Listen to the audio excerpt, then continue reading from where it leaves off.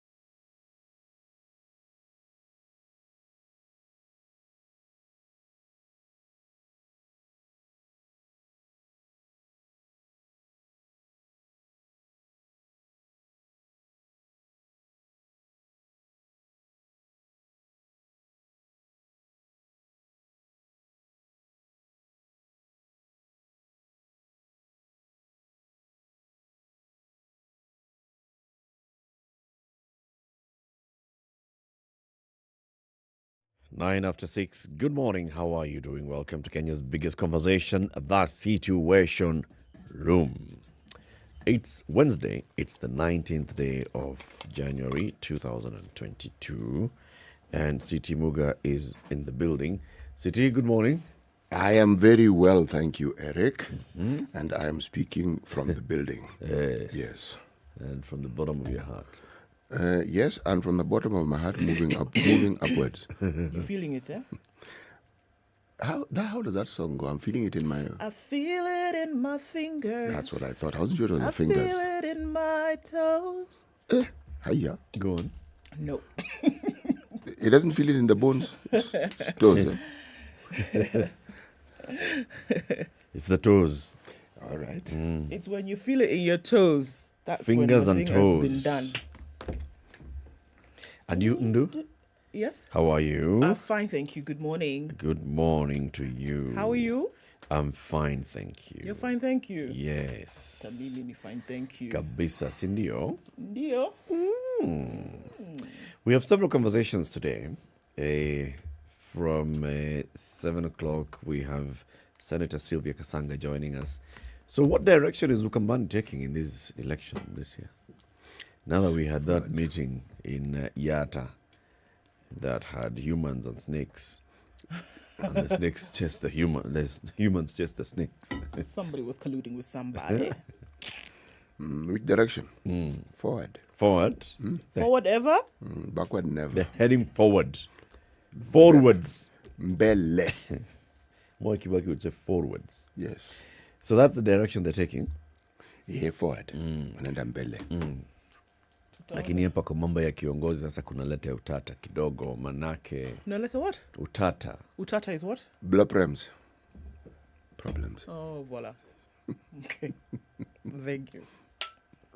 Yes. Utata. Matati. See, I can make the connection. Matatizo. Utata. Something in there is the same. You've connected it well. Merci bien. But that is to be expected. You see, young people come of age. And when they come of age... See, you're calling me young people. She wait for him to Okay, finish. sorry. Oh, no. Ndu is doing a good thing. She is ensuring that the conversation is enriched. Okay. Yes. So, when they come of age, the example that is often given is young bulls. How they now want to create and want their own space. Okay. And this political season, I'm afraid there's going to be a lot of jostling. Mm-hmm. Yes. And there are going to be many changes. Mm-hmm. There are changes which are inevitable because they're constitutional. But So you think some young people somewhere are coming of age? Oh, they have come of age. Where? And some of them are already in positions of political leadership. Now it's a question of whether they feel that they're going to abide by those old rules of following the leader, following the leader, following the leader. Or they're going to have an aha moment. At 8 o'clock, we'll have a conversation about public order management during this electioneering period, and we'll be joined by an officer from the Independent Medical Legal Unit. Let's begin with COVID in numbers. Sure, let's take a look at that. Where in the United States yesterday, 1,720 people died. Or rather, they were reported to have died over a period of time from COVID-19. We're looking at 5 million new cases on the globe. 335,114,820 new, now is the tally, that we're looking at of COVID around the world. Still continues. And I wanted to look at one specific story just to give us an example of what the kinds of things that are happening around the world concerning COVID. An unvaccinated Canadian loses the right to see his child. And this is how seriously some countries are taking this vaccination process. A Canadian father who has not been vaccinated against COVID has temporarily lost the right to see his 12-year-old child. A judge ruled his visits would not be in the child's best interest. It followed a request by the father to extend his visiting time during the holidays. The judgment is the first depriving a parent of access rights on immunization grounds, according to a family law expert, and this was reported by the Le Devoir newspaper. The judge's decision made in Quebec province suspends the father's visitation rights until February, or until he decides to get vaccinated. So, this was now in a custody visitation battle between himself and the mother of the child, and the mother said, look, I'm not going to expose myself to the virus son by blah, to blah, this blah, danger. blah. And his father has not been vaccinated, so please do it. So what are we looking at here? More and more, whether we're talking about the infringement on civil liberties, human rights, etc., there's some countries with the law, because this is the law, basically saying, no, we're not going to joke around with this thing. Let's do what we can to make sure that folks are kept safe. Let's look very quickly at what's happening. It's also backdoor mandates, because there's no vaccine mandate in Canada. So, I mean, this is just backdoor mandating.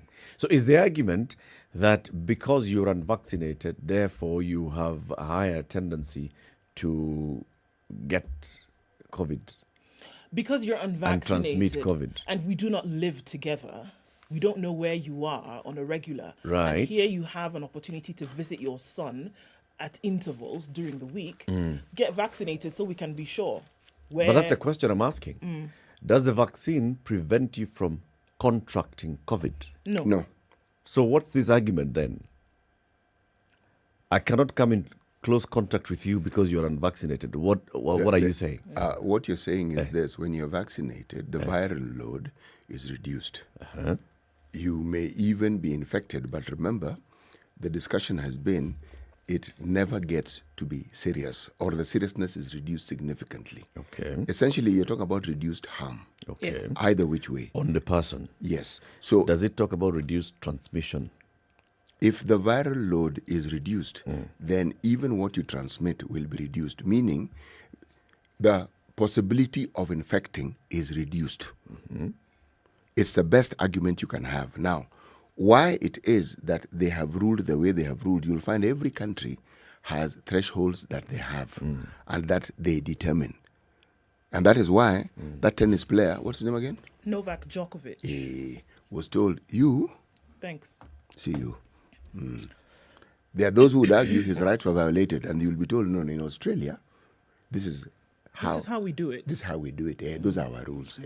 So if you don't like it, it is best he goes to another country which doesn't have these rules, then that problem will not we're not forcing arise. you to be vaccinated. We're just saying If that you're not if vaccinated, and you're in here, our country, this is what is going to happen. Madela. Can I tell you really quickly what's happening in Kenya? Yes. We're looking at a positivity rate that has dropped significantly, and I think the folks at Ministry of Health will breathe a little bit easier over the coming days. We're looking at a positivity rate now of 6.8%. 392 new cases in the middle of the week. This is not a bad number, and it's taken from a sample size of 5,730. We're looking at vaccinations. Now at 17%. While you were away, 7% of vaccinations rocked up that number. We have had, over time, 23 million vaccines available in the country. Over the vaccinations that have been done, 24,000 are 15 to 18-year-olds, 94,000 are booster doses, 11 million have been administered, 6 million of those are first doses, while almost 5 million of those are complete doses. That's what we're looking at in the country. Numbers are increasing. It would be good to see what happens by June, which is the timeline that we were looking So at. 5 million fully vaccinated Kenyans. Yes. And about how many? 6,000? 6,226,000. Those with the booster? With the booster, 94,000. Just under 94,000 100,000. people have gotten the booster. So we're looking at just over 11 million people in the country been vaccinated in totality, or rather 11 million vaccines have been administered. Okay, 18 after 6. A very good morning wherever you are tuned in this morning. So we have an issue with our visual side of our audio-visual transmission, but we are still live streaming the show on SpiceFM KE, Facebook and YouTube. Are you online? Say hello. We'll be saying hello to you shortly, and then we'll be looking at the newspaper headlines after hearing today's proverb. Good morning.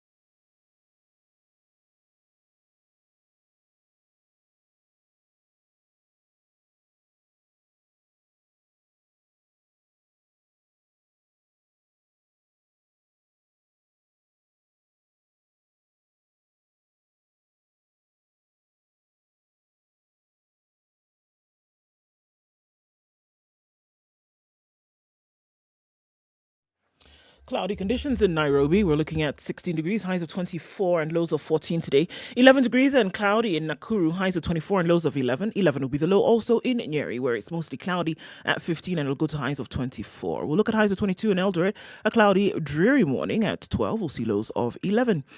Partly cloudy conditions in Mombasa at 27, highs of 32 and lows of 25 today. And in Malindi, it's clear at 27. We'll see highs of 32 and lows of 26. Light rain in Kisumu this morning, 18 degrees. We'll see highs of 26 and lows of 17. While in Kakamega, raining as well at 17, highs of 26 and lows of 14.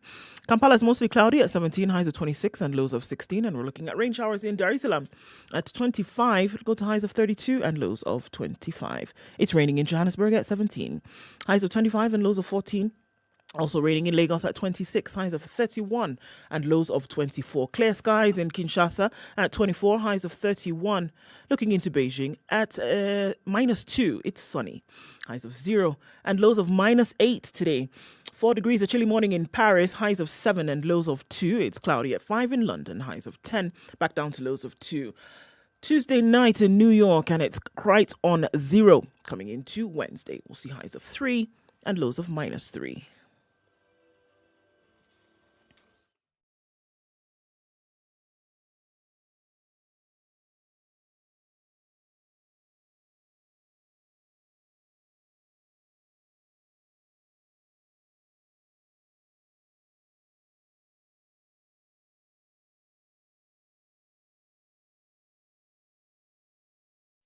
It's 21 minutes after 6. Who's online? Tuned in from Zanzi, Shepo Mabasa. Saying good morning from South Africa. Shepo in who? SA. Shepo Mabasa. Says good morning to you guys. Hanyef Gooding, on the eve of our national elections, is watching from Barbados. So the national elections in Barbados. Indeed. Ah. So MCA James Muli Kimanzi, you've insisted that I put MCA before your name, so I've done the MCA. need for MCA. Watching live from Nyeri, Mombasa. Ndu Okoh, don't forget the title MCA. MCA, shout out to you this morning. Done. Stanley Gashe Stan. Good morning, Team TSR. Now that Ndu Okoh is Kenyan by choice, I have to see a certain Brian Obar. Which nationality should CT and Eric pick? They're already Kenyan now. I don't understand. Abi? Oh, there's another one that you want to pick. See, even you have two. I don't. Nigerian by birth. I am one. Kenyan by choice. You're not Kenyan by choice? Sasa fanya hivi dada. Ndege za kwenu zinaendanga saa ngapi? Imesha bado iko lakini hata nikijaribu na hii jam ya Mombasa Road. Hata ndege. Brother. Sawa. Maendeleo. Kwisha kabisa. Huyo ni Kenyan. Ingine ni marongo. Amka kumekucha. Ni marongo. Lakini kuna ingine inaondoka kesho asubuhi. Well done. Who else? Franco Duor says, we those, sisi ndio wale. We depend on the situation room to be sure it's a working day. Good morning to you and karibu sana. Sirisi ya Bungoma, kama kawa, well tuned, that's where Demican is, Busolo. Good morning, tune in from Gong Road. To you too, Harold. Robert Tobogo tuning in from Mombasa. Barthez is tuned in from Eldoret. David Kiare wa Subukia is tuned in from Subukia. It's a freezing morning in Eldoret. You see, I like these places where it's nice and crispy and cold. Eldoret, Timboroa, Tigoni. Have you heard like Collins is saying it's nice and crispy and cold? No, that's All her he needed was freezing. That's her interpretation because going with the this rest. cold crispy thing, Nairobi is also cold and crispy for heaven's sake. It's freezy in Eldoret. Sounds like a complaint to me from Collins. Be empathetic. One man's pain is another man's Be pleasure. empathetic. Okay, So they'll say, oh sorry. my God, it's so cold. Oh, I like it. Wait. Surely. Good morning, everybody. Thanks for joining us in the Situation Room this morning. Welcome, everybody. Sitting. The proverb. The proverb is as follows. Usichague mchumba siku ya Idi.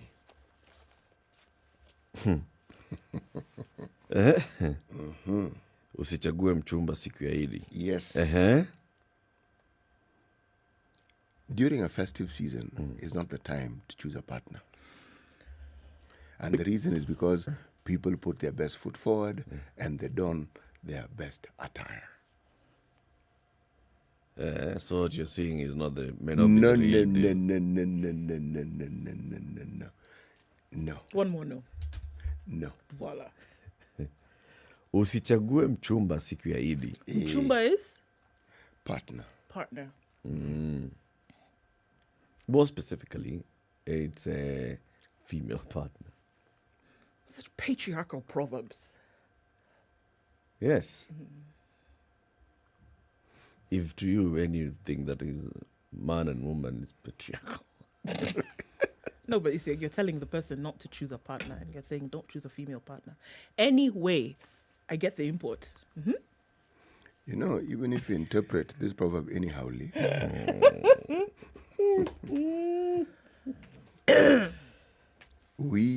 this 21st century is an interesting century. Because we are no longer limited to he and she. Indeed, they. They. So here, I'm still in the he and she era. Me too. Yes, I'm still there. Nisawa. Yes. I haven't pluralized yet. Not quite. But we will get there. Mchumba. Say it again in Kiswahili. Usichague mchumba siku ya Idi. Idi. Celebration festival. Yeah. Same thing in Arabic. Good. So let's look at the headlines in the papers. Standard e-paper accessible through a Standard app from your Play Store and App Store, and also www.standardmedia.co.ke. What's in the headline? What making you laugh, City? 10 Kenya power managers held over last week blackout. Of course they have. 10 senior officials at the Kenya Power were yesterday arrested in an ongoing probe into claims of sabotage that caused a blackout in most parts of the country last week. They include the general manager in charge of network and are expected in court today for miscellaneous applications. Okay? They were first taken to DCI headquarters on Kiambu Road, and then they were later driven to Muthui police cells for arraignment, meaning they were given a one-night scholarship. So today, Court. court to answer. 10 managers, huh? 10, Baba. 10. There's a story that is similar to this one, to that one, in the Standard, which is talking about fears of economic sabotage as more power towers vandalized. And this story says there was some more vandalism on the Olkaria Kisumu 400 kilovolt line that was vandalized in Kayole Estate in Naivasha.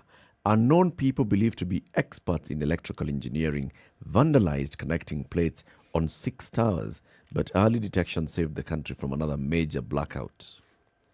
And as Katrako engineers worked on the line, the vandals were back again targeting the newly constructed Olkaria Lesos Kisumu power line that's yet to be officially launched. In this latest incident, the suspects targeted only connecting plates, leaving the 6 towers weak. It was a matter of time before they'd come tumbling down. They take it further. They also say that if, according to reports that they have received, DC had been probing this matter, the board had been informed that some of these towers indeed had been vandalized. And not on one occasion, not on 2 occasions, the board was informed. And yet they say no action was taken. Now, board doesn't take action. It is the managers who action whatever it is that is required. So who was informing the board? I mean, these are basic operational issues. Why don't you just let me read this one? The probe established a few days after engineer Rosemary Ndu Okoh was appointed the managing director. She wrote to the board indicating that some materials had to be bought for the maintenance of the power lines. However, investigations had revealed that a joint task force by Kenya Power and Katrako on December 8th furnished the board with a report, among other things, recommended that a basement of angled towers of Kenya Power high-voltage power lines in Embakasi had been vandalized and cross beams and bolted. Yes. So, MD appointed says, folks, we've been told there's a problem here, there's unbolting and what have you, we need to buy whatever is required so that we can actually repair these things. So, in short, they were aware. They were aware. And this is also partly because the board had also now taken up matters of procurement to board level. Yes. Any procurement that we want to know about it. So lengthening the process of such as well. Okay. And they said the information was ignored. That's why these 8 were arrested. So ignored means what? Means the board was Meaning no appraised of action the was matter taken. and then the board did not give the MD any direction. Now that is unclear because when they say it is ignored, it means no action was taken. But there is lack of clarity as to whether the board actually actioned whatever had been requested.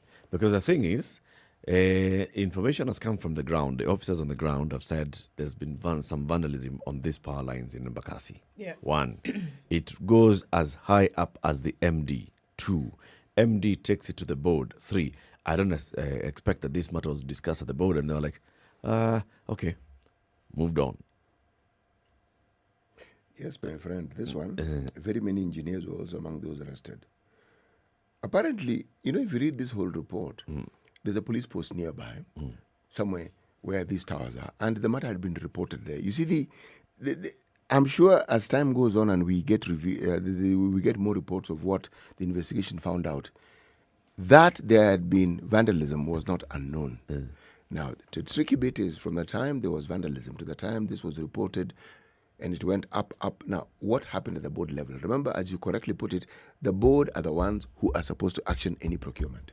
So, did they action procurement? Did they authorize for the MD to go back and commence the procurement process? Yes. So, if indeed these arrests were by the manager, And then, wait, also, you guys have to and some basic structures like joints are vandalized. You didn't have any in store.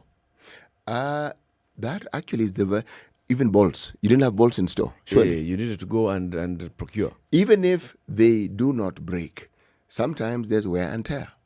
Basic. these issues, man. Anyway, let's take a break. It's 28 minutes to 7. This is Kenya's biggest conversation at the Situation Room. Kennedy Ariembi says, we are tuned in from Kanairo. Pale YouTube, hatuoni wapi lights, but wapi case, ama case wazima wa character development.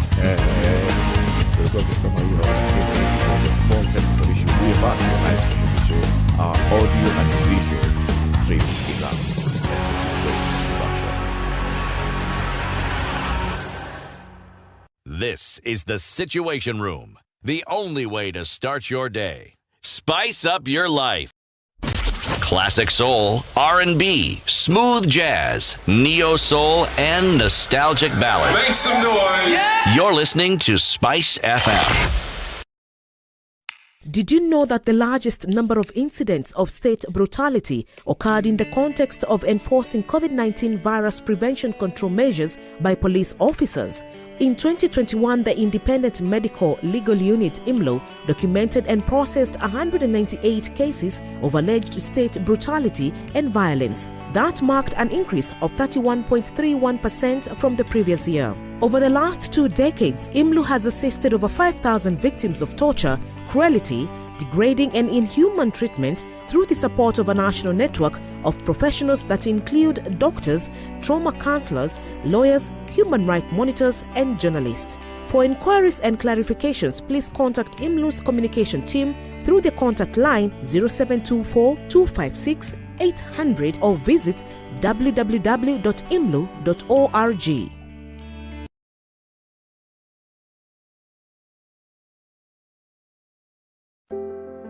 What makes a man? I had an advertising job that was toxic.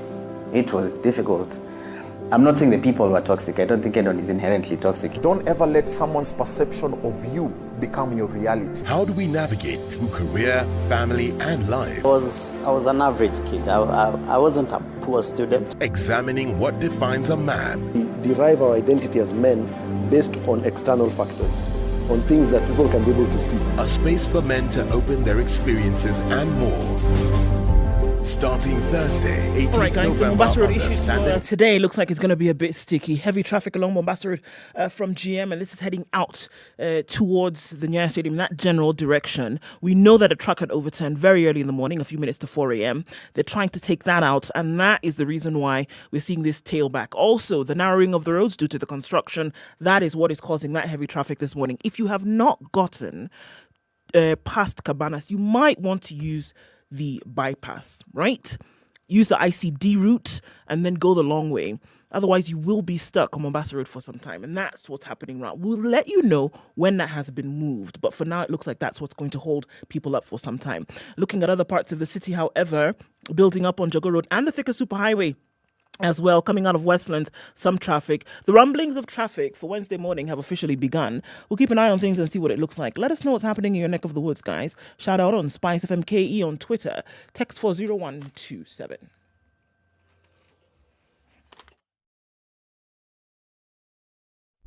Classic soul, R&B, smooth jazz, neo soul, and nostalgic ballads. Make some noise. Yeah. You're listening to Spice FM. Mature, intelligent talk every morning. Spice up yourself.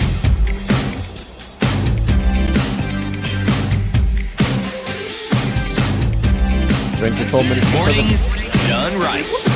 94.4 Spice FM. Where horrors are told of bodies having been dumped in this river for very long. Abduction cases that end up in death, and the bodies are dumped in the river. And this report now, done by Harold Odhiambo, talking about some of the bodies that are found with deep cuts, others with ropes tied around their necks and stashed in sacks. Police say the victims could have been killed elsewhere and then their bodies dumped in the river. So River Yala, over time, has been a dumping ground for many, many victims. And many would ask, so what's the big deal? 1, 2, 3? No. 17 bodies actually dumped in 1 year in this particular river. It has been a source of life for villagers and it's now slowly turning into a graveyard for bodies dumped by unknown people. Barely a week passes before a body is retrieved from the river and its tributary that cuts across Ulumbi and Marenyo villages. Some of the bodies are found with deep cuts, others with ropes tied around their necks and stashed in sacks. Some of the victims have their fingers severed or burnt with what authorities believe to be acid to erase their identity, obviously, of the fingerprint. Last week, the body of a man of Somali origin was retrieved from the river. According to divers, his head had a gaping hole and what appeared to be a deep cut. Just like the other bodies that had been retrieved from the river, his body was found stashed in a gunny bag. But what is dumping bodies, but just who, rather, is dumping bodies in River Yala and its tributary river Edzawa? This is the jigsaw puzzle that has left residents and authorities stunned. Interviews with several residents and rescuers, as well as statistics of the bodies kept at Yala Sub-County Hospital mortuary, have lifted the lid on the gravity of the matter. 17 bodies had been retrieved just last year. The place was eerily silent as two villagers walked along the banks a few meters away from where the Standard did this interview. Just meters from the main river at a bridge along the Edzawa tributary, there's a smell of the decomposing of bodies. There are swarms of insects, and folks are wondering who is dumping bodies at the river. A 70-year-old resident claimed that he was among those who had been retrieving bodies from the river and had been offering prayers every time a body is retrieved from the river, so it's clearly a recurrent situation. According to him, over the past few months, a number of bodies had been retrieved. We are wondering where they are from. They are not from our village, and we have never known any of them. The situation, he claimed, has discouraged some families from going to the river to fetch water. It is becoming like a norm now. We have seen several bodies, and most of them have been retrieved from here. So, regular occurrence. You're walking along and body is floated to the top of this water body. And even children just coming across bodies. And finding bodies. It's a disturbing situation. If we're looking at 17 bodies retrieved from this particular body of water in 1 year, that's a very large number. And so it's left. And these are not locals. So you cannot say that it's somebody, who slipped and fell in the river, drowned. Or wanted to commit suicide, so or somebody who was murdered, but someone locally. So it's people being killed elsewhere and being brought. And this is a village setting, so folks know one another. Yep. Yeah. This is something that even the BBC has reported on. And they were interviewing the CEO of Haki Africa.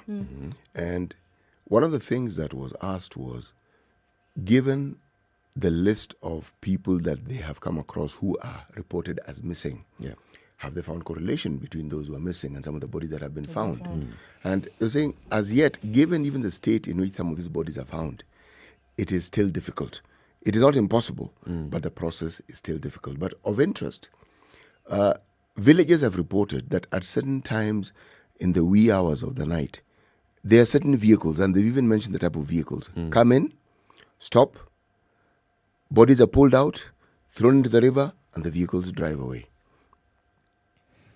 Meaning, as the police have reported that these people are killed elsewhere and brought there, it is possible that at a certain spot, maybe it is convenient, meaning you can actually drive without too much of a hassle, release the bodies, throw them into the water, and move along.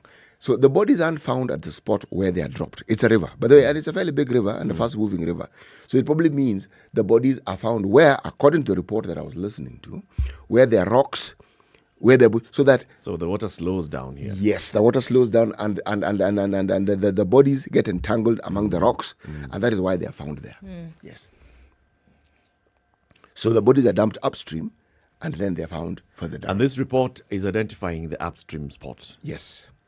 And even the people in that area say, we haven't lost anyone here. There's no one who's missing. No, they haven't. In our neighborhood. No, they haven't. So the police are saying that they're investigating this. Yes, and the police themselves, remember, according to this particular article, have indicated that these people have been killed elsewhere and then brought here. Yes. How many murder cases are the police handling? Very many. How many cases of missing persons are the police handling? Very many. Very many. And with all these, with the forensics and all, they haven't been able to identify these victims because they're lying in the mortuaries. No. So they haven't been able to identify these victims using any part of their anatomy, their dentures, nothing. The identification reports are not out, so one doesn't know who they've identified as being whom. But remember, if we're talking comparatively of those known cases of people who cannot be found, as in they're lost or they've been, whatever the case may be, connecting the two, the report on this connection isn't there. It isn't there. But the thing is that if you're able to, make inference then from one to another, and just looking at some of these details here, that burning has taken place, especially with acid. Using acid. So this is removing identification marks, of course. So then the inference is that there's a crime that has been committed. It's definitely a crime that has been committed here. But still, because the other parts of the body are intact, yes, forensic investigators would be able to piece together and know, let's pick the DNA from the relatives of everybody who's missing. And let's now, with all the bodies that we keep recovering, because there are very many other bodies that are recovered by police officers, even in Nairobi, taken to City Mortuary. After some time, City Mortuary says, now, unclaimed bodies, we just have to dispose of them. And with all that, we don't hear reports of now forensic investigators actually going to try and collect. There's a threshold. There's a time within which, if bodies are unclaimed, they have to be disposed of. In fact, this case of Siaya, they reported that, I think it was last year, they buried 9 people in one grave. Because they waited for reports, none was forthcoming. Nobody was claiming and the bodies kept coming. Yeah. So they said, now to create space, you bury these ones now. If you look at cases of bodies that have been found, of individuals who've even been identified, somebody's abducted one place, and usually they're found very far away from where they had been abducted. So there is a thread that one can follow, and one can say that the statement that has been made here with regards to people perhaps being killed elsewhere and bodies being dumped there, it lends itself to what has actually been witnessed before. Yes. Yes. But it also just raises the question of whether the police are keen on closing some of these cases. Right, if it's a matter of priority, if it is a matter of priority. But guys, we're looking at one water body in 1 year, 17, of folks that are not from that area. It's a large number. It's a very large number. Yeah. Those and then also, please add the others where we hear, for example, in the rivers in Muranga, the rivers in Thika, the Tana River itself, and the number of bodies that are found in the various tributaries to the Tana River. Very many people are dying. Many people are just disappearing, and not much effort is made, in my opinion, to basically identify, or have the records of. So these are the records of the people that have been found. We buried this one. We marked this as missing person John Doe A0001, buried in this particular grave. So that if we ever make a connection, we shall tell the kin that this is. We found a body 7 years ago, and this is where we buried that. But even as you say that, Eric, what did we hear about the missing reports from folks who talked to us a few months ago? Missing persons reports are updated every 24 hours. They're updated. So here you have this one bank of information. You have police who also have this other bank of information. How about a correlation between the two to be able to say, all right, if yours has been found, that's all right. But here we have this missing. Could it be that it's the same person? And put some of these things to bed. What is bizarre and what is actually frightening is that particular river seems to be a dumping ground for bodies from any part of this country. You cannot tell where those bodies could have come from. But the question that now is now, in my mind, terrifying, is how our water bodies are being used as dumping grounds for bodies. And the numbers keep increasing. Yeah. Now, surely, what is happening? Yeah. Something is going on. Something is going on. Let's take a quick break. It's 14 minutes to 7. This is the Situation Room. The only way to start your day. Spice up your life. SpiceFM. Malindi.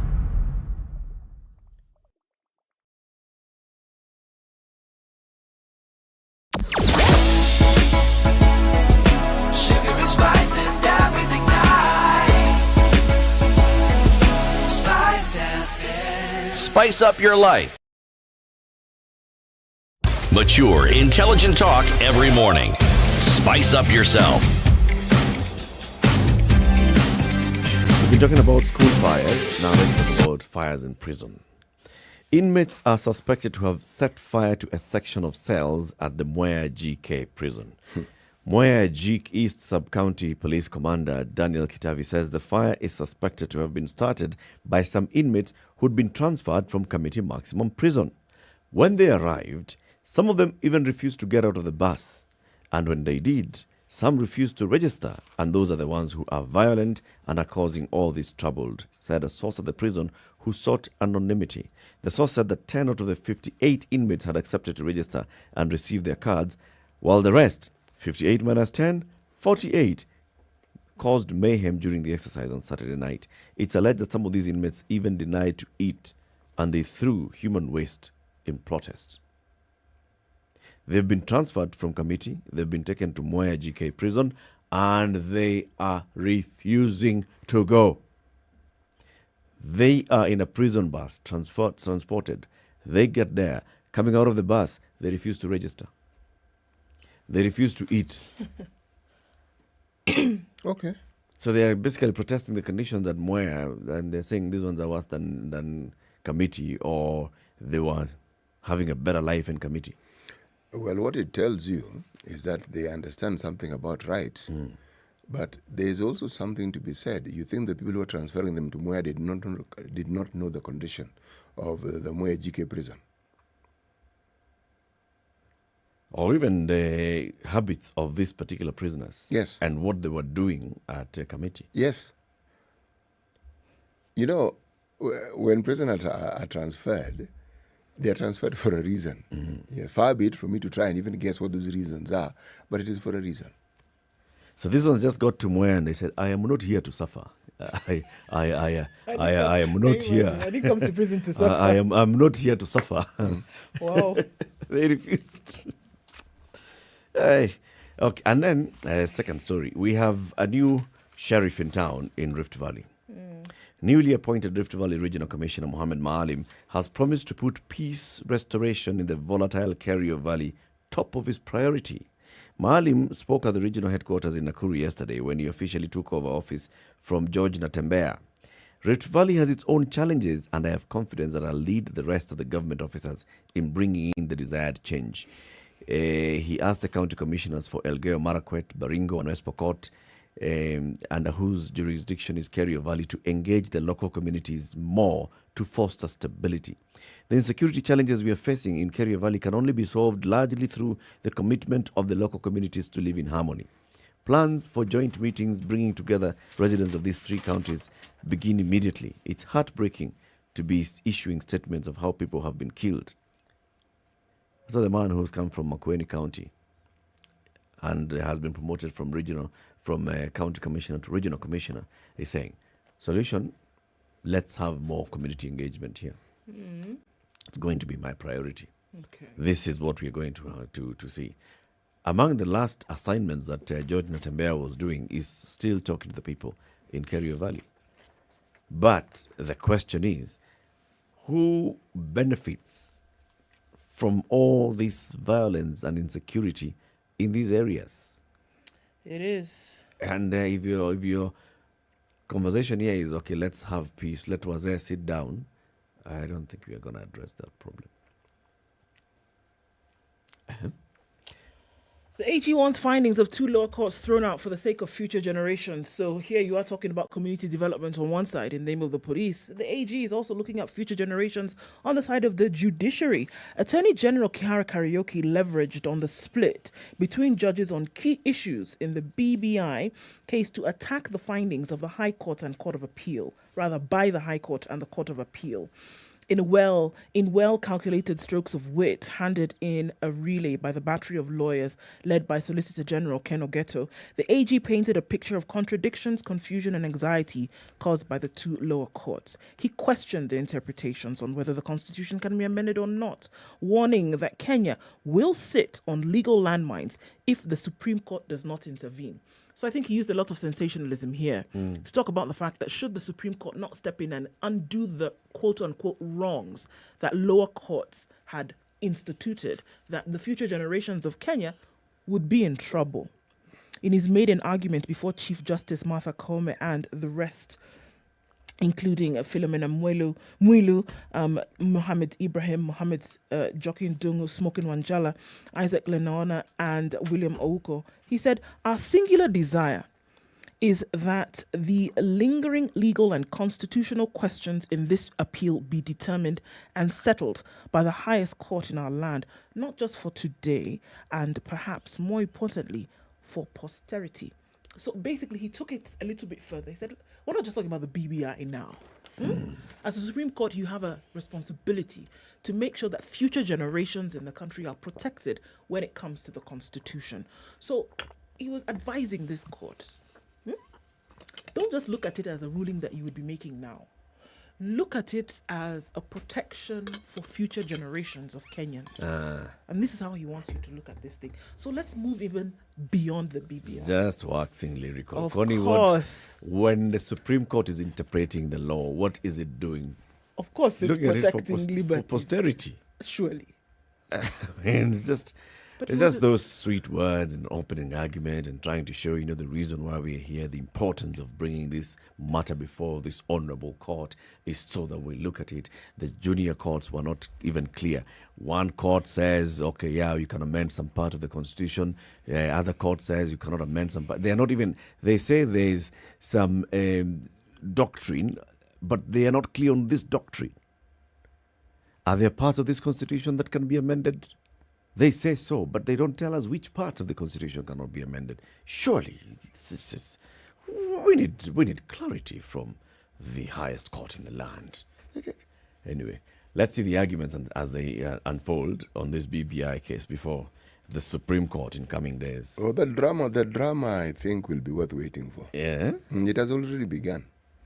Because even some of the arguments that are actually being put across, the time being allotted for people to actually present their cases. Not sufficient.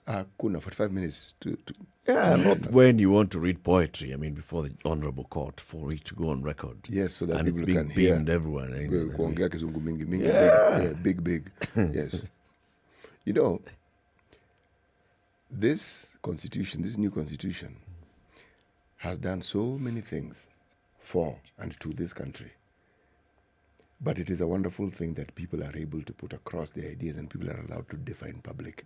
People are even allowed to differ with the highest court in the land. Good thing. And even, tell the highest court in the land what to do. Yeah. City, what are you looking at? Actually, what I was looking at before I turned here was something even... Some of these things are a bit depressing. Just let me turn to that page so that we can have this... No. Please carry on. It wasn't there. I have one. I was turning the pages of the wrong paper. Okay. As you get that one, the Kenya Forest Service and conservationists are criticizing an amendment bill that's seeking to repeal the Forest Conservation and Management Act. This act gives the KFS the authority over boundaries and excisions in state forests. The Forest Conservation and Management Amendment Bill is seeking to repeal a section of the Act that protects forests from activities that may endanger any rare, threatened, or endangered species. The new bill is proposing to allow any person to petition the National Assembly for variations of boundaries and revocation of registration of a state forest or a portion of a public forest. The bill is also seeking to delete a section that compels those seeking variations of boundaries or excision of state forests to get the agreement of the KFS, a move that has attracted criticism from conservationists. Now, this is, just listening to what I've said so far, basically, there's a law that says the Kenya Forest Service is solely in charge of determining the boundaries, and if there's going to be any excision of a forest, national forest or state forest, it shall be the KFS that says, all right. Now, the amendment is coming to say anybody can petition the National Assembly for excision or disgazettement of a forest. That means MPs will now have the power to decide, Karura, no need. Keep on. Right now, it says you can petition, but KFS must agree with the logic that you're presenting. And the amendment says you petition and MPs, in their infinite wisdom, as direct representatives of the people, can determine No. yes, No. forest. No.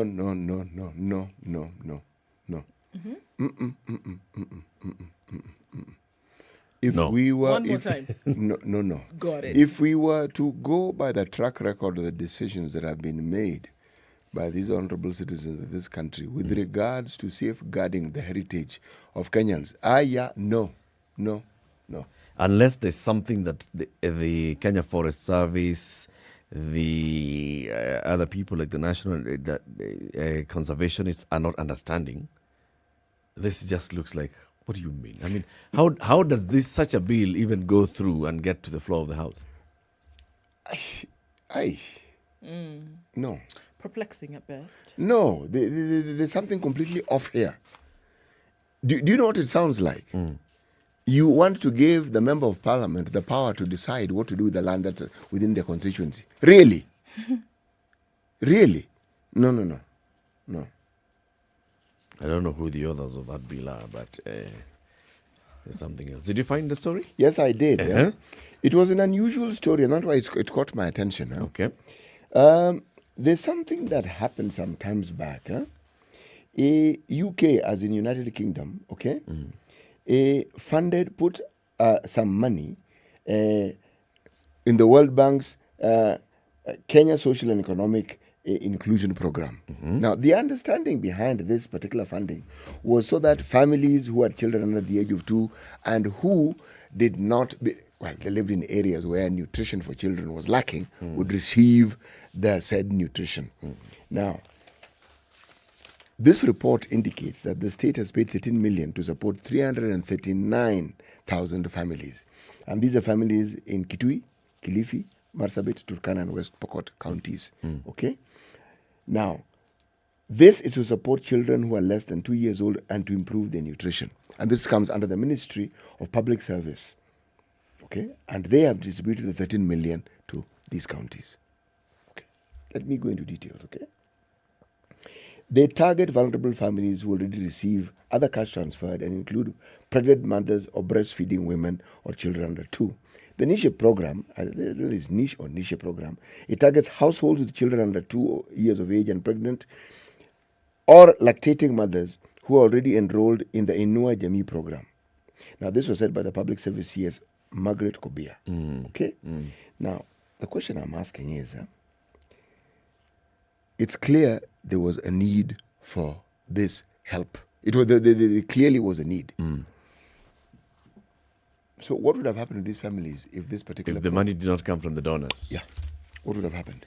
Our government would have gone to another donor. Donors are many. There are many, CT. Keep it right here for more coming up in the next hour. Good morning. It's 7 a.m.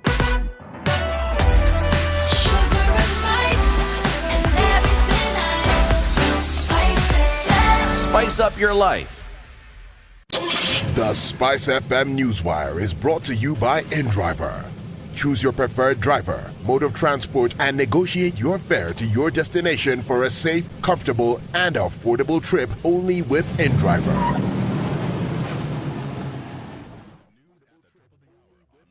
The latest news from around the world. 94.4 Spice FM.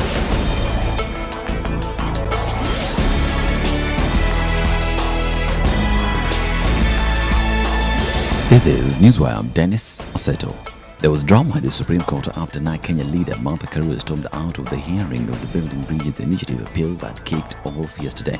Karua, who is a senior counsel and a team of lawyers, walked out of the protest, a decision by the Apex Court to exclude her clients from making their submissions. This is after the 7-judge bench directed that her clients listed as the 74th, 75th and 76th respondents would remain as amici or friends of the court, just as they were at the High Court that threw out the BBI bill. Karua expressed her displeasure, arguing that her clients had been named by the appellate court as respondents and filed their application at the Supreme Court in the same capacity. She said that in any event, no litigant or interested party should be locked out of hearing or treated in a discriminatory manner, especially in a court of last resort. The former Justice Minister also questioned what harm it would cause by highlighting her client's submissions. And presidential candidate and businessman Jimmy Wanjigi has dismissed claims that he was part of a racket that conspired to forge the title deed over city-based land, leading to his arrest by detectives. According to Wanjigi, his wife Irene Zesa Wanjigi and himself are the undisputed owners of the Westlands-based 1.2 billion parcel of land, having previously moved to court to alert authorities about scammers intending to swindle them out of the property.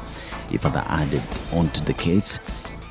To further add onto his case, Wanjigi highlighted how the suspect, who had been arrested in connection to the aforesaid alleged land grabbing incident, was currently embroiled in a court case on the same, while hinting that his arrest could have been made as retaliation following his public firearms dispute with the DCI boss George Kinoti that culminated in an arrest warrant being issued for the latter for failing to adhere to court orders by the court. Wanjigi underscored that he was only apprehended in an attempt to derail his 2022 presidential bid.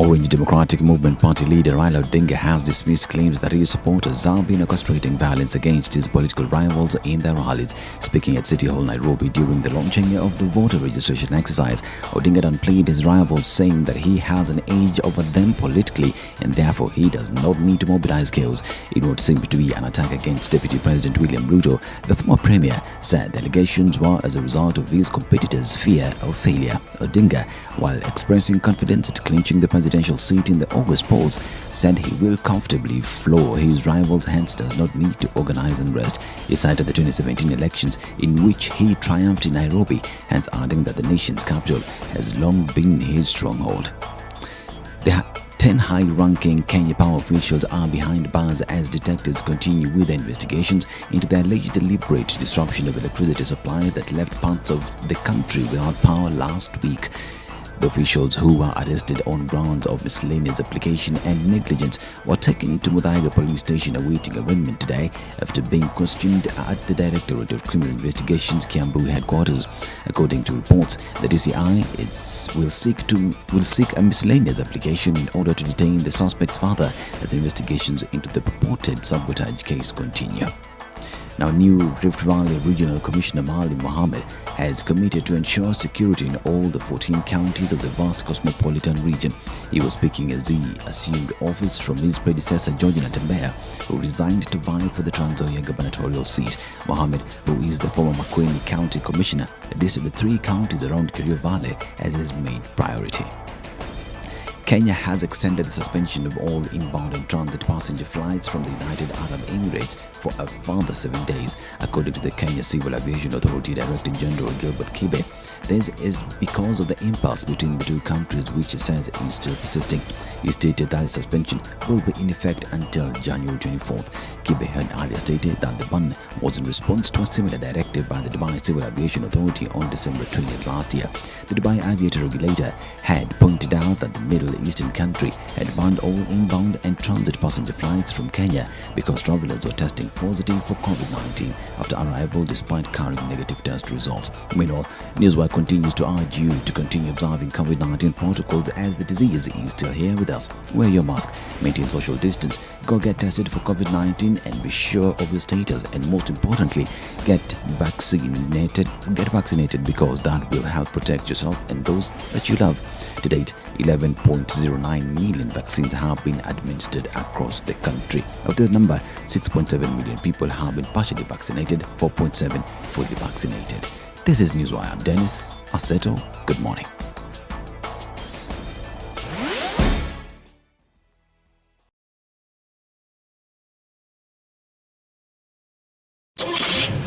The SpiceFM Newswire is brought to you by InDriver. Download the InDriver app from the App Store or Google Play Store to enjoy a safe, comfortable, and affordable ride around Nairobi.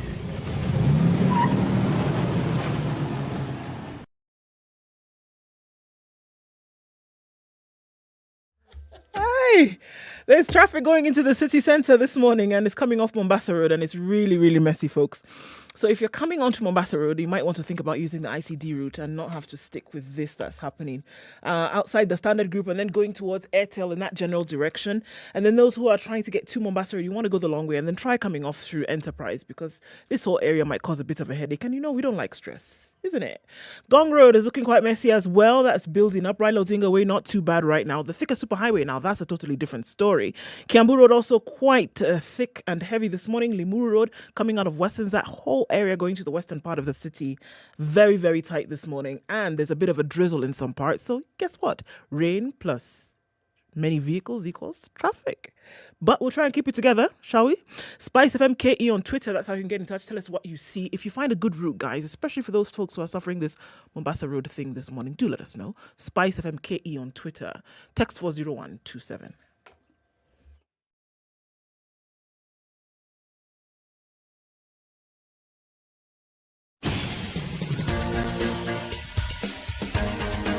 This is The Situation Room, the home of hard-hitting political commentary and penetrating insights about the state of the nation. This is a talk radio experience like no other. The Situation Room, a place for hard truths, debates, and elevated conversations. The Situation Room, witty, political, engaging, deep, controversial. In the room, we have C.T. Muga, researcher, academic, seasoned political observer, a fountain of wisdom in these politically uncertain times. Ndu Okoh, Nigerian by birth, Kenyan by choice, communications expert, Pan-Africanist, a truth seeker and believer in people power, and Eric Latiff, agent provocateur, the man in the chair, seasoned journalist, news hound, a man who believes in punching up, not down. This is The Situation. Very good morning to you. Welcome to the second hour of Kenya's biggest conversation, The Situation Room, live on SpiceFM and on YouTube and Facebook. CT Muga has the day's proverb. Usichague mchumba siku ya Idi. Usichague mchumba siku ya Idi. Do not choose a partner on a festive occasion. Amepaka hina, amejipodoa, ametengeneza nywele, amevaa nguo ya kuazima, ametinga rinda. Just when I think I have a handle on this language, these men come and throw things in. So wait for just an ordinary day. Yes. Kama siku ya soko. When the sun is out and casting the right shadows. So the person in their true colors. Yes, the reference to mchumba actually usually is a female partner, okay? And I'm referring to heterosexual female. Thank you for being politically correct. Yes. But in that same spirit of being politically correct, mchumba here, I'm just going to refer to partner. Because either which way, everyone puts their best foot forward. Everybody is looking their best. Male or female during a festive occasion. And that's not the best time to make your decision. Okay. And since we are going into a festive political season. And everyone is going to put their best foot forward. So when you see these wachumbas, yes, try and remember how they looked. Yes. Or how they've last looked week. And the year before. Yes. Or how they're looking now. Yes. Before the time comes when the window dressing will happen. Bas. Let's talk politics, and particularly let's talk politics of Lower Eastern Kenya. Joining us is Senator Sylvia Kasanga. Good morning. Good morning, Eric and Ndu and CT. Happy New Year to our viewers and listeners. I'm happy to be here. Happy New Year. Yeah. Good to have you on the show again. Yeah. And always good to see your comments on social media as we hold the various conversations. Yes. Asante sana for joining us. I like listening to you guys. Yeah, the default radio station in my car in the morning. Even the children listen to you guys. You're bringing up your children very well. They're getting a proper, solid upbringing. and listen to serious matters. Yes. So, there was some Eid, some festive season happening in Ukambani over the weekend. And there was a mchumba who was chosen by the people who were in that festival. This was the Yata meeting in over the weekend, where it is reported that the people of Lower Eastern, let us say, the people of Ukambani have endorsed Stephen Kalonzo Musyoka, His Excellency Stephen Kalonzo Musyoka, to be the flag bearer and go seek the presidency of the country again. Is this true? Lati, you don't seem very convinced even the way you're asking. I can tell you I was there. It is true. That's a declaration. Yata meeting was a meeting of leaders of Lower Eastern, and we came out in full numbers. And there are several things I'd want to speak to when it comes to the Yata meeting that I've seen out in the social media. I would like the people of Ukambani to know, number one, that all the governors had been invited. It was their choice, probably not to show up. But they had been invited because Kalonzo has always invited all the leaders every time he has had to call us. And I'll refer back to the time when the president was coming to tour Ukambani to look at the development projects that the national government has done. And at that time, when Kalonzo himself and the president crafted the trip, he actually invited the governors to come and form a small group. We were in a small group who are now going through the projects and trying to make a decision on which ones now should be prioritized for the period that is remaining. And then the governors came. They actually showed up in person, all of them. And at that time, Governor Kivutha was unwell. He sent the DG of Makueni. So it is interesting that there are times when Kalonzo is the de facto leader for all of them, especially I'm referring now to the governors, and there are times they choose that he is not, which is very strange. It's very strange behavior. And then again, it's also very strange the way the media always seems to highlight in Ukambani just about these differences that come up, as if no other region has such differences. These differences come up. And again, the governors over the time have been trying to create themselves as the Ukambani kingpins. We all know that. And they use now the platforms that they have. By the way, they have risen there on the shoulders of Wiper and on the shoulders of Kalonzo. That's how they got into gubernatorial, into the tickets that they have. And now that they have money, and most of them still have questions about the money, they want to use that platform to belittle the shoulder upon which they stood on. And the media always plays into this. And I really don't understand why the media always wants to look at Ukambani in that light. But that said and done. Can I ask you a question before you move on to the next? I think it's important to check on what you've just said. So if they've risen to these positions on his shoulders, as you've said, so are you saying essentially that there's some kind of political homage that they must continue paying to him and then continue putting him on that pedestal to allow him take over whatever position he chooses because of the fact that he helped in the past? No, they don't have to. But neither do they have the reason to belittle him or to put him down or paint him in a light that he's not a good solution for Ukambani for that reason. So that is really the bone of contention that we have, that if indeed you feel you have the capacity to lead Ukambani, then come and sell yourself as yourself, not coming to belittle the leader that most of Ukambani actually believes in. That is the issue. Sell yourself as yourself. Sell yourself with what it is that you can bring that is different. And I feel for the governors because most of them now will be judged upon their track records. So we wait and see, even them, how they will perform. For instance, Governor Kivutha is going for the senatorial seat. He just announced the other day. He'll be going up against Manzo of Wiper. I'm waiting to see how that will go because that will be the true test of him as, a whip of the people of Makueni as he claims to be. And I will assure you, when the politics starts, now you're saying we're in the festive season of politics, and we get down to the ground, then you will see who is really the leader of Ukambani is, yes. But let me go back to Yata, because something else came up about Yata. And I saw this on the media, where one of the governors was saying, how can somebody hold a leaders meeting at his home? And, what does that, it's not a meeting of leaders. It's what was he saying? It was a New Year's celebration. It's a party. I think that's what was said. Yes. And I want to say this. When you decide that you're going to go for leadership and you're going to go for the highest seat in a country, you have to unveil yourself to the people. You have to tell people, this is who I am.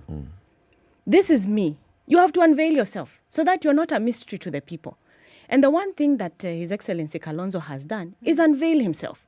He's never lied about who he is as a person. His children, we know them. So that when he ascends into that position, we don't have situations where you have children who become, monsters. We've seen it in African nations where children of presidents become monsters. What he's telling us by inviting us to his home, he's saying, this is who I am. This is me. This is what I do when I am not at work. This is here. This is where I am. This is my family. You know about Mama Pauline. In fact, when he started his speech, he reminded us to continue praying for Mama Pauline. And he says, this is who I am. And I am going for presidency. And I am looking for your solid support as Ukambani leaders. That is how he started. And don't you think that is such a noble thing? That when you're going for the highest seat in the house, you have to show yourself. You have to tell us, who am I as a person? What do I stand for? What are my ethics? Be vulnerable. What are my, Expose, what do I believe in? Your strength and weaknesses. And the expose other thing yourself. he did, which was very good in Yatta, which I don't see enough in the media. So let me speak to it. He had the church took center stage at Yatta, not the politicians. The church took center stage. And what he's trying to tell us is that the church needs to take its rightful place. The country needs to reset because we have a lot of social, ethical issues that need to be dealt with. And that is how he started at Yatta. Before now, he gave us his heartfelt, belly-fired speech that he was ready to go for it and that he was looking for support and that he is able. He reminded us that he is able. And that it is wrong that the media should always portray we only have 2 horses. Because this is what has been going on. Everyone is speaking of only 2 horses. We have other capable leaders out here. And Ukambani is also ready for leadership. We have been faithful. We've been loyal. We've served government after government. Senator, now it's time we get our chance as well. Did the Yatta meeting... I had to throw it in. The Yatta meeting, horse and the cart here. A couple of... Was it last year? Where Kalonzo got the endorsement of the Wiper party to be the presidential flag bearer. Now, this is at the national level, where the political party at the national level has said, you are going to be our candidate for presidency. Shouldn't this Yatta meeting have taken place before the Kasarani meeting? No, not start really. With your base, start with your background, start from home and say, okay, I have the local support of my people. Now I am going to, using that to the national party and say, I am your party leader, yes, but I still also have my supporters who have said yes. What if now the Ukambani people who had gone to Yatta, including yourself, had told him, no, we don't think we don't think you're worth it. What would have happened? They told him, doesn't matter anyway. I've got the Wiper has told me I can go on. Is this meeting not happening a bit too late? I mean, is it not cat after horse? I don't think so. I think that it's important that your political party gives you that mandate before you even go down to the people. That is my belief. And also, we are confident that Ukambani will accept him. So we don't. It didn't need to be done the way you're saying that he needed to go and look for Ukambani to endorse him. He has been the leader in Ukambani. Like I gave you the example when the president was coming down to Makueni. That meeting, those meetings, he is the one who convened them. And everybody rallied behind him at that time. So it's never been a question on who is at the forefront when it comes to organizing us and leading us on national matters. Yes. I have a second question on the issue of invitations. So the 3 governors of Ukambani did not turn up at Yatta. They had a meeting previously in Machakos on Wednesday. Now, you say that they had been invited. In what form were they invited? And I'm going to use Kalonzo's own words, where he did not attend a meeting last week in State House, where the president and the organizers of that meeting had said that they had invited the people. Kalonzo said he got the invitation a bit late. He already had plans. Musalia said he already had plans. The invitation, in fact, was coming through other proxies, not directly. Was it the same thing, do you think, that the invitation, for example, to Kivuda Kibwana, Governor Charity Ngilu, or Governor Alpha Muthui came through proxies, other people, too late? Muthui had already decided he was going to travel? The invitations to State House, I'm not too privy to them. But what I know is that I spoke to my party leader the day before and gave us our 100% blessing and said, you guys go ahead. He was in some meetings or something. He was busy. He couldn't attend. But we didn't speak to that. All he said is that, go ahead. You have to go to State House, go and, of course, listen in and support where support need be. I don't think that is the same as when the governors in Machakos will snub certain invitations and take on other invitations based on, of course, their interests. So I don't think those two really, you can compare them, Lati. I'm actually trying to compare the format. I don't see how you can compare them. Maybe the same way it came in late, the same way it got to Kivuda Kibwana, maybe late. I don't or think you used people who you think are close to Kivuda, but they're actually not close to Kivuda. No. So the message didn't get to Kivuda. He speaks to them directly. He does speak to them directly, as far as I know. Okay. He calls them. And he said it when he was on the podium. He said that, I've called so-and-so, and I called so-and-so, and I called so-and-so. There's no reason why we would doubt that. Senator, you're a true believer. You are. And you are the sort of individual that any political leader would want. Someone who steadfastly believes and supports fully. Unfortunately, the sphere in which we exist and are discussing is politics. And if there's one thing that is a hallmark and a constant in politics, is treachery. Constant. We often discuss politics as though we are discussing the elections of some religious organization, but even that one gets really political in this country, to the point where you can even get confused as to whether it's a religious election, or you can get thoroughly confused. There's bribery, there's just the normal fun and games that go on in our daily political lives. That somebody has been governor, just that little changes the individual. Because when you're governor, you have real power. And when someone has real power and they're a politician, because these are all politicians, there's nothing stopping them from imagining that they could also be the leader of Ukambani. They do not see any reason why not. And they'll find reason within themselves and what they've done, but okay, yeah, we know, but even surely. Okay.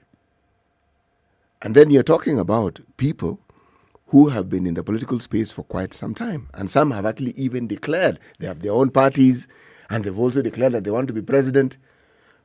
All these are things which are not considered unusual in the political realm. Okay. Now, political contest comes to a point where there is a finality. And you stated it well. It will come.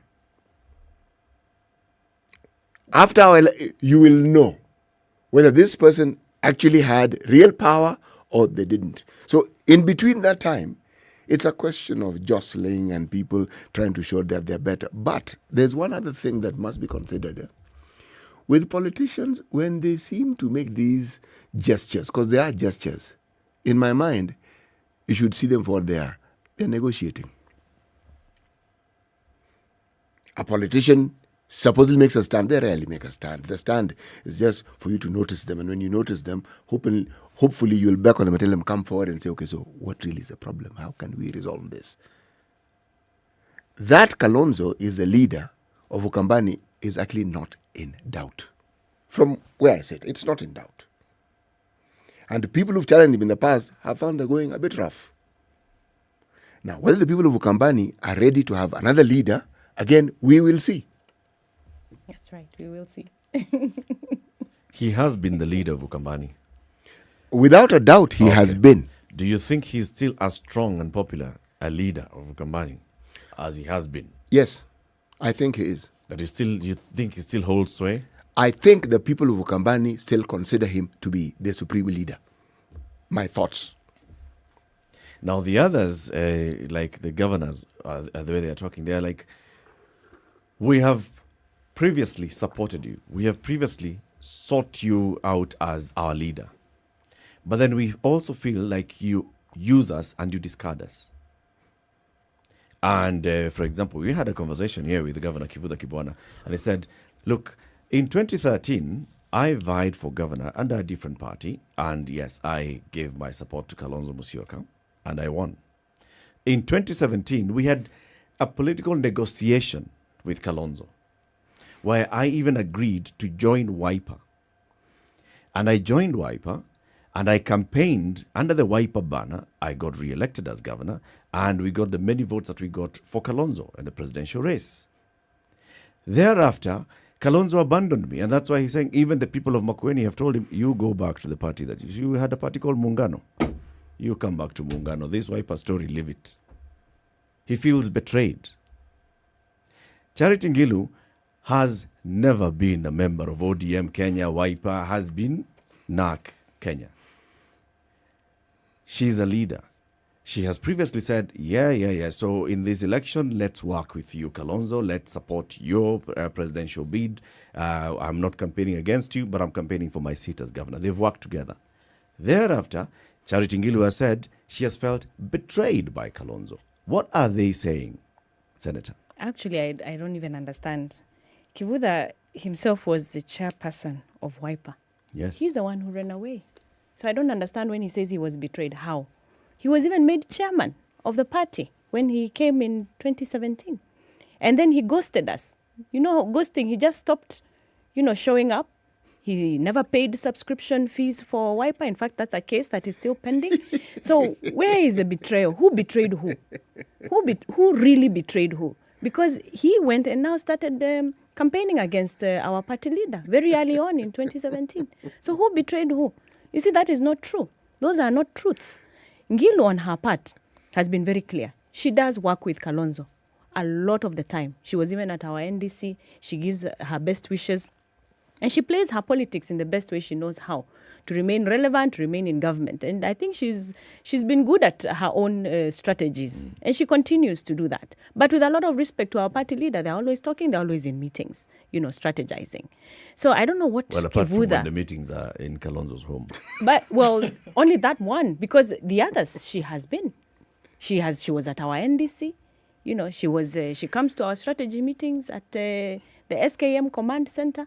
And she was during the time when the president was coming, she was a pillar in the conversations that we were having about advancing the projects of Ukambani, national government projects. So I really, that was not true what the governor has said. It's very untrue. In fact, he's the one who ghosted us. That is the true position when it comes to Kivuda Kibwana. But surely, Senator, you will grant us this, huh? When it comes to politicians and what really goes on and what they want us in the public domain to consume, they're not necessarily the same thing.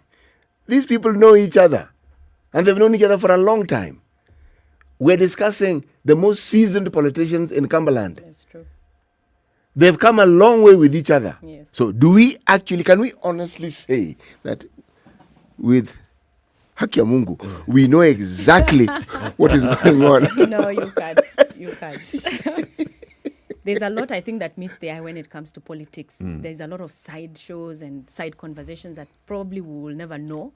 So we take what we know and we run with it, isn't it? That's what happens. We take what we know. And does all of this go? Does all of this go beyond the desire for recognition? Does it go beyond that recognizing that position of is that he has been a leader in this area for the longest time? Recognize that position, or does it go beyond that to the point of give me then your endorsement to go and seek the highest seat in the land? I'm not sure I quite get what you're asking. Are we saying, you can call me Nduko, it's okay. I was tempted.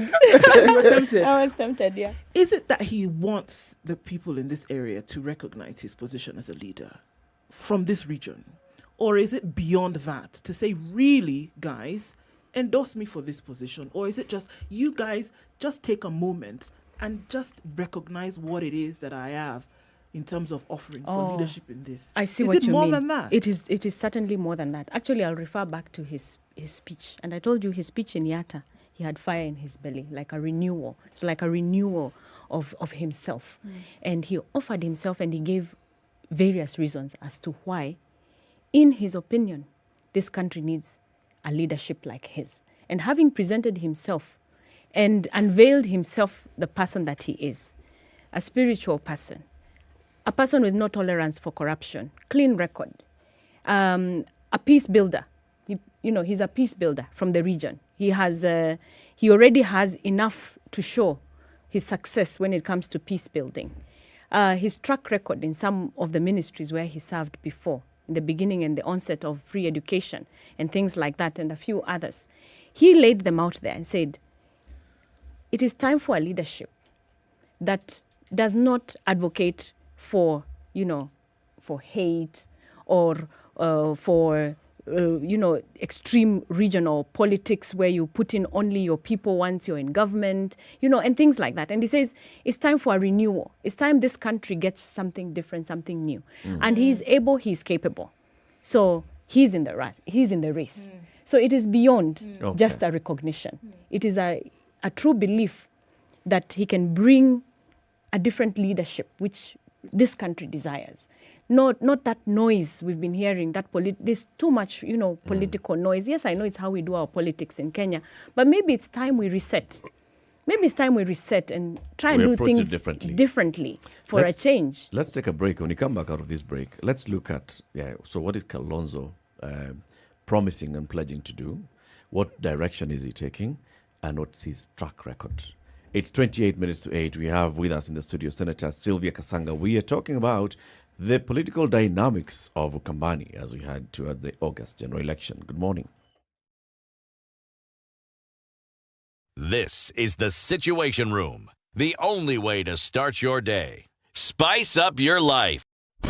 Classic soul, R&B, smooth jazz, neo soul, and nostalgic ballads. Make some noise. Yeah. You're listening to Spice FM. Digital technology is an integral part of any successful business, and staying up to date with the latest in digital technology is key to giving your business a competitive edge.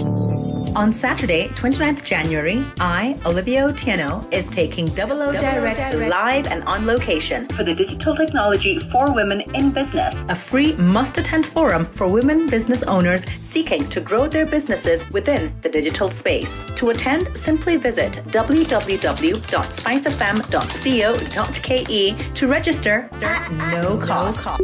Digital technology so we're for looking at women cloud in conditions business. continuing in Nairobi this morning. Highs of 24 and lows of 14. Partly sunny at 13 in Nakuru. Highs of 24 and lows of 11. 12 will be the low in Nyeri, where it is sunny in some parts at 13. And it's a dreary look on Eldoret. 12 degrees. Highs of 22 and lows of 11. Partly cloudy conditions at 28 in Mombasa. Highs of 32 today. We'll see highs of 31 in Malindi, where the sun is already coming out. Mostly cloudy conditions at 18 in Kisumu. Highs of 26 and lows of 16. Kakamega is cloudy at 18. It'll go to highs of 26 today. Kampala is cloudy at 18. We'll see highs of 26, while it's raining in Dar es Salaam. Highs of 31 and lows of 25. It continues to rain in Johannesburg at 18. Highs of 25 and lows of 14, while it's partly cloudy in Lagos at 26. Highs of 31. And it's mostly clear in Kinshasa for now at 23. We'll see highs of 31 and lows of 22.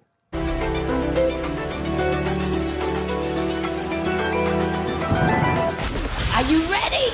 Okay. Spice FM. It continues on Mombasa Road. We're told that that accident situation is being sorted out and it should be moving in a short while. However, we're going to look at the dregs of that situation continuing for some time. And so let's just watch out for that. If folks are getting on, just use the bypass. We're already seeing a sticky Maradima situation, and that continues all through to North Airport Road, out then towards Outer Ring, the Eastern Bypass, all the way to the AP Training College Junction. That traffic continues. So you might want to rethink that movement and use the Southern Bypass. Longer, but you will not be stuck in traffic for too long. All right, we're looking at it coming off past the drive-in on the Thika Superhighway and on, it's called what, that road where there is the DCI? Thank you very much. Kiambu Road, there's traffic there as well. Limu Road in and outbound. Westlands as well. So it's a sticky Wednesday morning. It's raining in some parts. Please be careful. And then talk to us on SpiceFM KE on Twitter. Text 40127.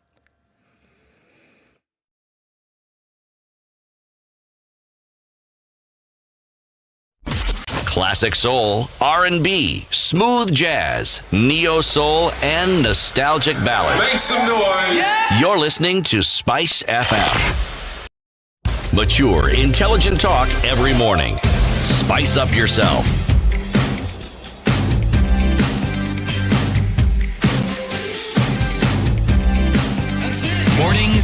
Done right. 94.4. Continues with Eric Latiff, CT Muga Ndu Okoh, and our guest, Senator Sylvia Kasanga, talking about the politics of Lower Eastern. This is the Ukambani region.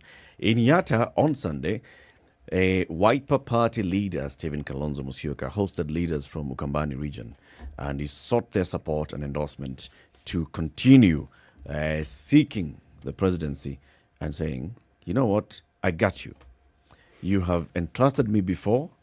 I have gone out there, I've sought this position unsuccessfully, but this time I'm confident. And like Senator, you're saying, he even looked back and said, look at what I have done since I joined politics. Look at what I have been doing for the country, for the people of Kenya, and for the people of Ukambani. And that's why I'm talking to you. I'm sure he wasn't talking to the people of Ukambani and telling them, you know what, because you gave me this mandate, I went and brought peace in South Sudan. You know, because of this mandate, I participated in peace in Somalia. He must have been telling them about the things that he has done in Ukambani. What are those things that Kalonzo has delivered for Lower Eastern in all his decades of leadership? Oh, I knew that was coming because that has been the question. A lot of people keep saying Kalonzo has done nothing for Ukambani, and I've now that I know that now that I have been probably in government, quote unquote, by being in Senate and beginning to understand how government works, how resources, because it's all about resources, how resources move around. So the question would be how much of the resources has Kalonzo managed to bring to Ukambani would be the question, or how many Kambas have been able to benefit either through positions in government, you know, and things like those. I think that would be the track record we would be analyzing. Yes. In that sense. Now, before the promulgation of the Constitution and he served as vice president, I think everybody knows, under the leadership of the late President Moi, there was no one who could decide on where money goes other than the late president himself.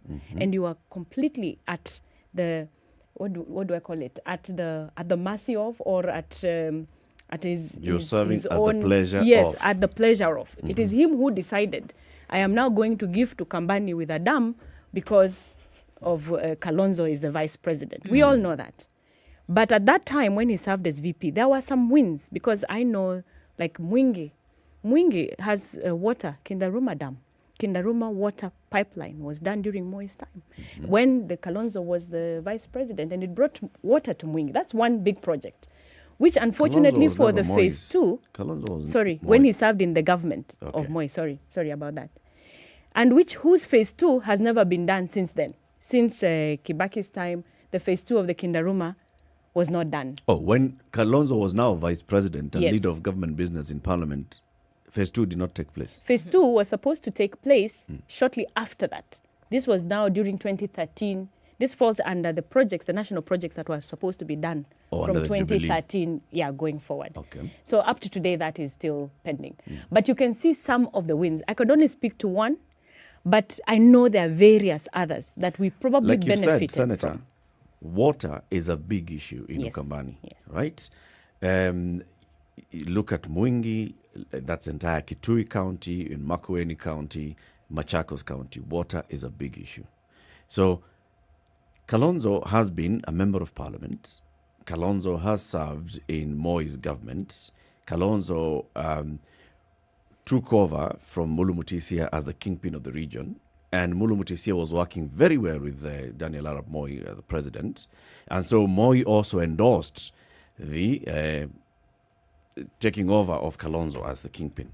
But still, water has It's been still an an issue. issue up to today, yes. So how can we then say that if Kalonzo has not delivered the one thing that is the basic pain point of the people of Kambani, how can you say that he has done what?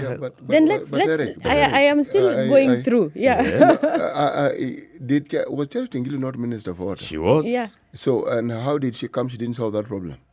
Those are questions that we are asking. Let me. I hadn't finished going. I had started. Maybe I had started from too far away. Oh, so coming. we brought we're coming too fast. Yes. Okay. This is domestic bickering to watch. Okay, please. So we have the period before the promulgation of the Constitution, and you know how tough that was. How tough it was to get any government resources to come to your region, unless the president decided Yeah. that they're coming to your region. So how do you then judge Kalonzo in that manner? Whether he was in parliament, I'm telling you, everybody understands how the national government worked at that time of when the resources were centralized. Now, when we decentralized our resources through the devolution, we have now governors. We have now money that goes to the counties, Yes. and we have money that is left at the national. Yeah. Again, when people are judging Kalonzo, on what platform exactly are they judging him? Other than maybe his choice of the people he puts in government. In which case, then we would be asking, you've been given this platform to go and serve on behalf of the people of Ukambani. What have you done for them? That would be the question to ask. And that does not directly mean that Kalonzo has not done his work. Because when it comes to putting people in government, I think Kalonzo has done, in fact, when you look at the list that we have, we call them, some of them professionals, and those who are serving in government, there are quite a number of them who serve in the present very government. senior boards. Yes, we have. He has put in quite a number. So he's been And influential. He has been influential on that front. And you see, And it's even because in the Moi days, he was influential on that front. I'm not sure about the Moise days. I can't speak to that with confidence the way I can speak now, because now I've met the professionals seen and the them. people who work in government through appointments that have been, brought by Canvassed by. by Kalonzo. I have seen them. And you see, it's because they're not in the public realm, so people don't know. Somebody who serves like in the board of the medical fraternity, for instance, the chairman, is a senior person who comes from Ukambani, and he's doing a very good job when he's Chairman there. of Ketraco. The chairman of Ketraco as well. But Senator, And various others. Now the question is, Senator. but the question is, the question is, no. The question is, he has put you there to represent as part of Ukambani. That person, isn't that person the one we should be judging? Why are we judging? Senator, as I said, you're a believer. And it is a wonderful thing. It's a quality that is rare in politics, and it's a good thing. Individuals from Cumberland have always been a strong factor in any government since independence. Absolutely. Whether it is a central bank, the first African Chief Justice came from Cumberland. The first African who became Chief of General Staff was from Cumberland. And the list goes on and on. Absolutely. The first female presidential candidate in this country was from Ukambani. Cumberland. That's right. First female cabinet minister. Was also from Cumberland. Yes. So, Yeah. if you're talking about luminaries, Cumberland has always had luminaries even before Kalonzo. And if you look at the track record, these were people who were in those positions because they merited being in those positions. Whether they're talking about Mule, whether they're talking about Muli, That's right. it doesn't really matter. That's right. When we ask about Kalonzo's achievements, unfortunately, it may be an unfair question in this regard. We have a history in this country where what people judge you by are not many things, but how have you used the influence you have in that position To benefit us. Simple. Concrete benefits. When Ngilu was minister Visible for... benefits. When, yeah, the things that they... When like Her a Excellency road, Charity Ngilu was Minister for Health, what was not said? But there are those who came from her neck of the wood who said, no, Charity has done a lot of wonderful things. Clinics have been built, we have drugs, we have... Now, unfortunately, that is the negative side of our politics. But that's what people count on. In the Moi era, I could even argue that it was actually easier if you're on the good side of the president to have so-called development projects coming to your area, if you're on good terms. Because he liked you, he would bring it. All we're saying is this, beyond the obvious, because now His Excellency Stephen Kalonzo Musyoka wants to be president of the country. What is this thing? Because we start by judging you from, kwenu. That's how we do it. Yeah. What have you done? Umejenga nyumba, uko na fence. Do your relatives have permanent houses? So I'll tell you this. Yes. There's a lot of projects. I may not have listed them here this morning to come and tell you. But there are many. There are roads, there are all sorts of projects, big and small, that have come through his influence. Yeah, I may not speak to, like this, but it's they're important to mention the major ones. Like, those that you can say, all right, the road from Kibwezi going all the way to Kitui, that goes all the way now to Yatta and into Thika, is through the influence of Kalonzo. Can we say such kind of course you can, because we were there. Because you've given us, you've told us about the Mwingi water project. Yeah. So give us another So one. even some of those major roads, all those are out of national influence. Those ones that cannot be influenced from a regional, setting. Those are from national influence. And I can tell you, when we met, again, when the president was coming, because that's when I became privy to really how these resources move, national resources move. That's when I really got to learn how they move. And we had the lists from all the ministries on the national projects they were doing. And we were busy summarizing, and you could see his influence. And he would say, no, this project needs to be completed.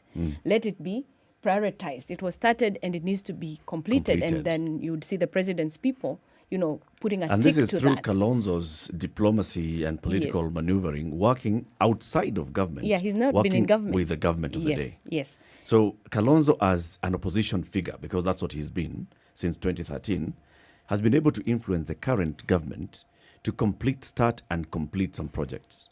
Just a few. Which is why I'm asking. Just a few. Kalonzo in government, in Moi's time, in Kibaki's time.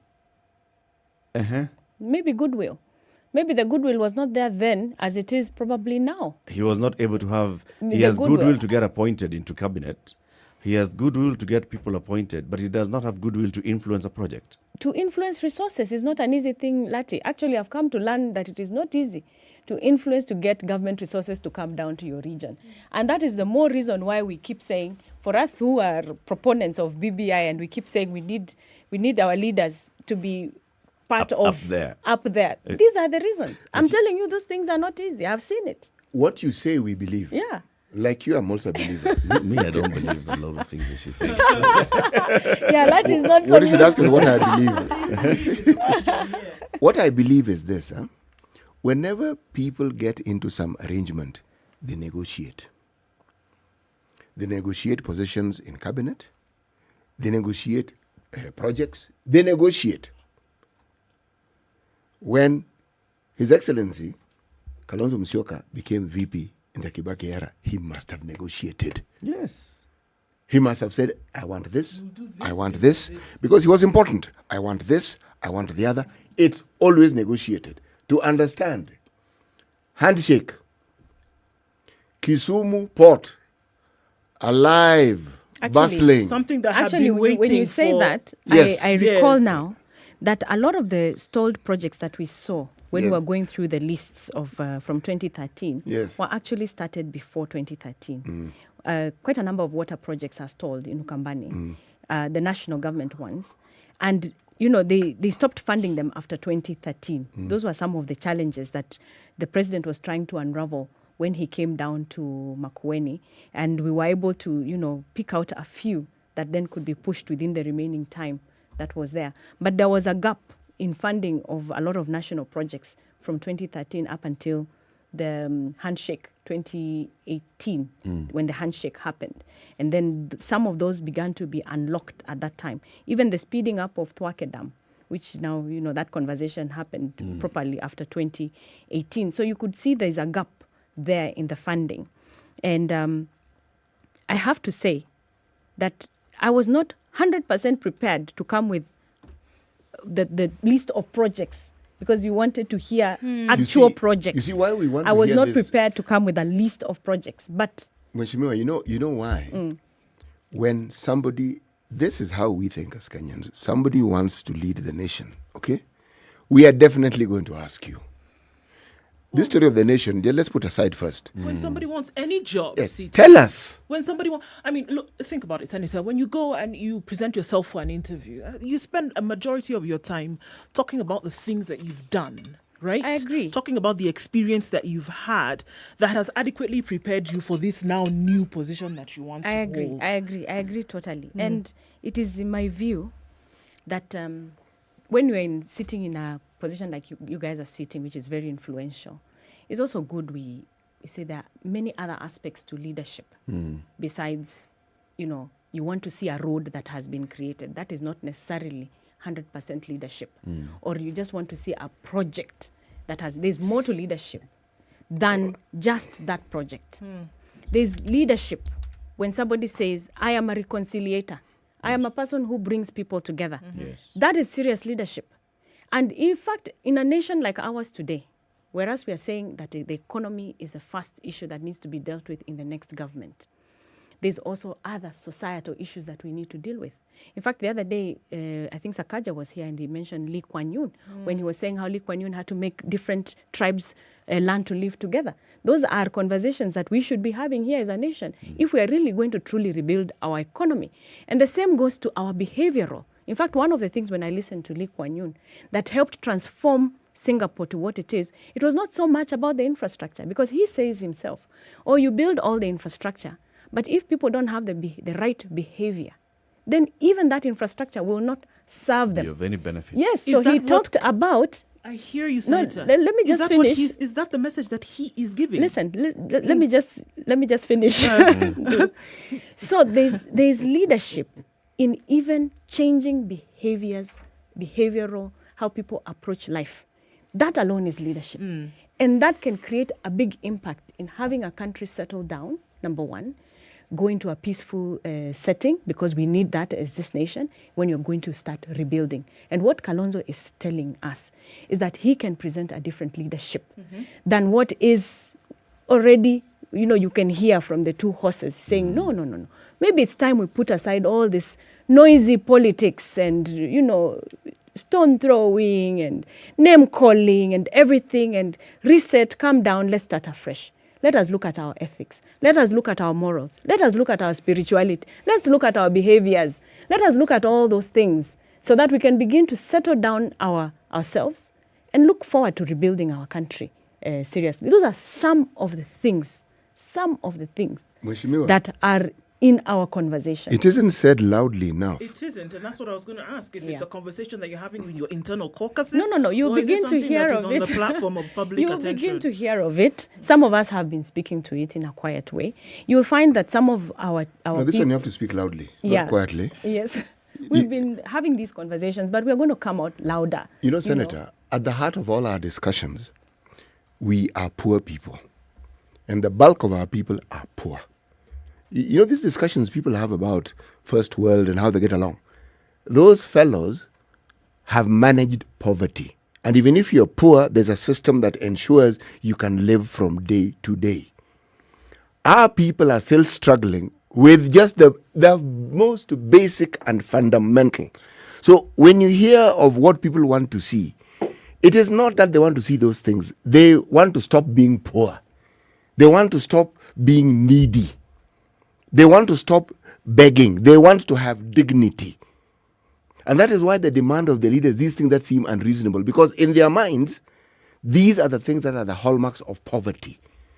Now, if everyone is assured of equal opportunity, you're talking about school, you're talking about health, my friend, we can then get to the esoteric things about peacekeeping. Those ones will understand. But right now, you tell me about peacekeeping, I'll ask you, how does that translate into food coming into my mouth and into my stomach?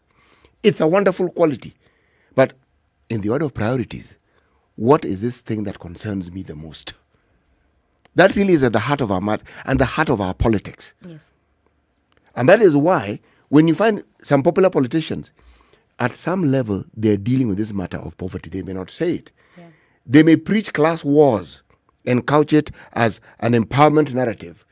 But they're using that poverty as the fulcrum from which they're preaching their message. That's right. And we're asking the question. Yes. The qualities you say of Kalonzo, I don't question. You know my opinion, and I've stated it about whether I think he's a supreme leader of a company. And my answer is unequivocal. Yes, most definitely. However, these things that he has done, you can't speak about them silently. People have to know. That's true. That I agree. Yes. We have to shout about it, and we will, because now the journey has started. Mm-hmm.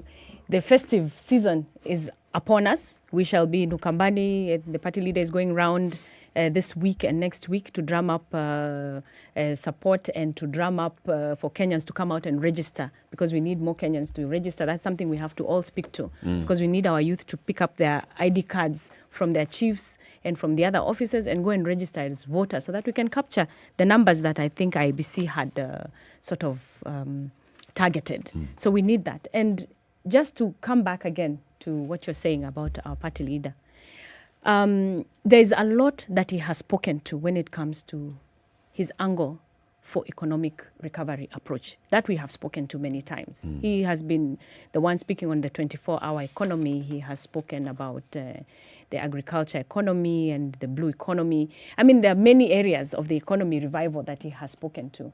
But please, do not forget there are parts of our country today, even if there are classrooms, the children cannot attend school because of matters regarding peace building that is required. And let's not also forget that every electoral cycle, a lot of Kenyans do go through a lot of issues because of electoral violence, which we have not fully resolved to this day. And he is saying that he will resolve those issues. Those are some of the things that he's adding onto the economic recovery policies that ideas that he has come up with, and as a party that we also ascribe to. And down there in Ukambani, we were just talking off the cuff, and I was saying, Makueni is ripe to be the breadbasket of this country, and we need people who are thinking in that dimension. And you'll find that the leaders that we have in Wiper, in that region, they're plugging into the national conversation of Kalonzo in that manner. That we are looking forward to the next governor, because then we are going to prioritize agriculture, agribusiness, and food production, and the potato conversation that was happening, capacity building, upscaling our farmers, and seeing what they can do. So those are conversations we are having amongst ourselves. Those are going to be taking place as leaders of Ukambani. I know Thank you very much, Senator. Yes. I know time's running out, but really quick, I mean, the way you're articulating it, the way you are saying it here, it's clear that you have it on a different level in terms of understanding and comprehension Than the rest of the country. So she has to bring it so that we are with her at that same level. The rest of the country has to be there as well. Yeah. So I hear you. You should be the communications person for the Kalonzo Musyoka campaign. Senator Sylvia Kasanga, thank you very much for joining us Thank today. you too. Thank you. And yes, come again as we get into the full throttle of the campaigns. We'll come again, tell us about the One Kenya Alliance and Kalonzo's position in this, Kalonzo's position on the ballot, and Kalonzo's position on various others, and also then Sylvia Kasanga's position when it comes to elective politics. Okay, that's for next time. That's for next time. Thank you very much for keeping it locked on Spice FM this morning. In our next hour, we are going to talk about public order management during this electioneering period, and we'll be having a guest in the studio. Good morning, 8 a.m.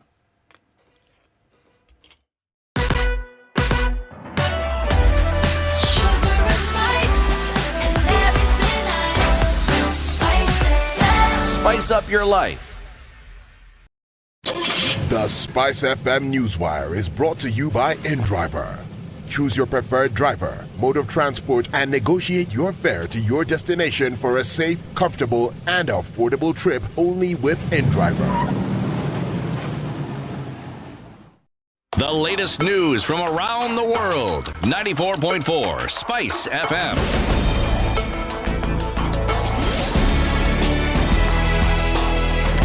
This is Newswire. I'm Dennis Aseto. Deputy President William Ruto has asked ODM leader Yala River to respect the youth, telling him to invest in them instead of offering handouts. The DP, who has sustained his attack on Raila's 6,000 shillings social empowerment program for the poor, said the young people need capital to do business and jobs. The DP, who has claimed the ODM leader's camp has been organizing violence targeting his campaigns, said he will soldier on to campaign in every part of the country without fear. National Assembly Speaker Justin Muthui has confronted ODM leader Yala River over his recent remarks regarding the design of the Thika Superhighway. Speaking in Gatundu South Kiambu County, Muthui told of Raila, accusing him of lying, insisting that the ministry does not have his signature. The Speaker's remarks follow Raila's statement in Thika's time, where he said he was the brains behind the Thika Superhighway. Now, the High Court has issued orders barring security agencies from arresting businessman Jimmy Wanjigi and his wife Nzisa over a forgery probe pending the hearing of a petition filed before the court. In the petition certified as urgent, Justice Anthony Mrima gave orders restraining the Inspector General of Police Hilary Mutyambai and Director of Public Prosecutions Nordin Haji from arresting or preferring any criminal charges against the couple. The court allowed the applicants to serve Mutyambai, Haji and Director of Criminal Investigations George Kinoti, who are listed as respondents with the petition, notice of motion and the court order within 3 days. The court slated the matter for hearing on February 9th. The Magistrate Court had issued an arrest warrant against Wanjigi, his wife Irene Nzisa and 6 others for forgery of a title deed for land on which Wanjigi's farm Kwachi Group sits. The suspects are accused of forging the title deed between April 9th, 2010 and June 5th, 2018 at a unknown place in Republic of Kenya. Now, Uganda has announced it is suspending mandatory COVID-19 testing at the border with Kenya after the measure caused huge traffic queues, disrupting fuel supplies across the country. The crisis has led to panic buying and skyrocketing prices at the petrol pump, with one minister warning traders not to take advantage of the shortages to cheat Ugandans. Due to the directives, traffic snarl-ups stretched as far as 70 kilometers from the Kenya-Uganda border because of the delays caused by the coronavirus testing. Now, the UN Human Rights Office has condemned what it says is the brutal, disproportionate use of force by Sudan's security forces against peaceful protesters, many of whom reportedly are being killed and injured every day. The military mounted a coup against Sudan's civilian government on October 25th. Since then, credible statistics from the Central Committee of Sudan Doctors show state security forces have killed 71 people and injured more than 2,200. Of these, 17 have been killed this year. UN monitors report such atrocities occur on an almost daily basis. This week, they noted security forces used live ammunition to break up a demonstration in the capital, Khartoum, killing 7 protesters and injuring dozens. Now, a key undersea cable that was destroyed in a volcano eruption in Tonga may take at least 4 weeks to be repaired. New Zealand's foreign minister says the cable was severed during a volcanic eruption, crippling communication and cutting the Pacific island off the outside world. Houses have been destroyed and at least 3 have died, including a British national. And Ghana's Africa Cup of Nations campaign came to a humiliating end as they were beaten 3-2 by debutants Comoros Islands to finish bottom of Group C with just a single point. El Fardu Ben Mohammed scored Comoros' first ever goal at the Continental Finals before Ahmed Moni added a second just past the hour mark. Goals from Richmond Baki and Alexander Jiku leveled the game up for Ghana, but Moni grabbed a winner for the tiny island nation with 5 minutes remaining. It is the first time in their history that Ghana have failed to win at least one pool stage match, having made 22 past visits to the finals. Their cause not helped by playing for 65 minutes with 10 men after a harsh early red card for lead striker Dede Ayew. For comprehensive coverage of the Africa Cup of Nations, grab the copy of the Standard. This is Newswire. I'm Dennis Aseto.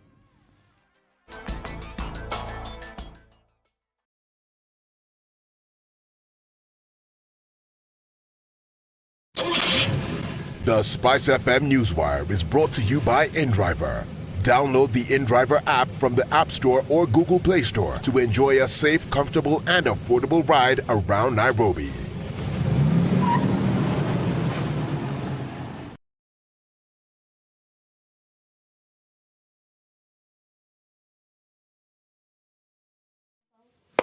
All right, traffic continues in the city this morning, coming off Jogo Road and then onto Lusaka today. Quite messy. There are folks who are trying to get onto Mombasa Road using Enterprise Road. That doesn't look like a bad idea. That's an option for you if you're coming from Uhuru Highway outbound rather.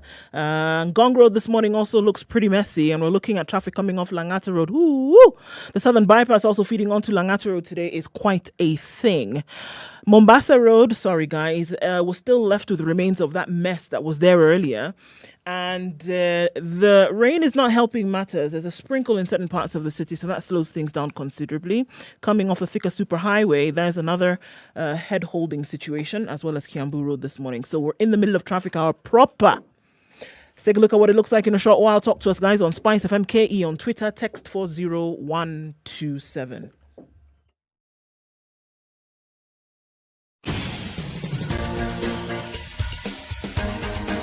This is The Situation Room, the home of hard-hitting political commentary and penetrating insights about the state of the nation. This is a talk radio experience like no other. The Situation Room, a place for hard truths, debates, and elevated conversations. The Situation Room, witty, political, engaging, deep, controversial. In the room, we have C.T. Muga, researcher, academic, seasoned political observer, a fountain of wisdom in these politically uncertain times. Ndu Okoh, Nigerian by birth, Kenyan by choice, communications expert, Pan-Africanist, a truth seeker and believer in people power, and Eric Latiff, agent provocateur, the man in the chair, seasoned journalist, news hound, a man who believes in punching up, not down. This is The Situation Room, the only way to start your day. 7 minutes after 8. How you doing? Welcome to the third hour of Kenya's biggest conversation, The Situation Room. We're live on SpiceFM. We are live streaming the show, SpiceFM KE on YouTube. We are also live streaming on Facebook. And for the next 1 hour, we are live on KTN Home. We begin every hour with the day's proverb. Usichague mchumba siku ya Idi.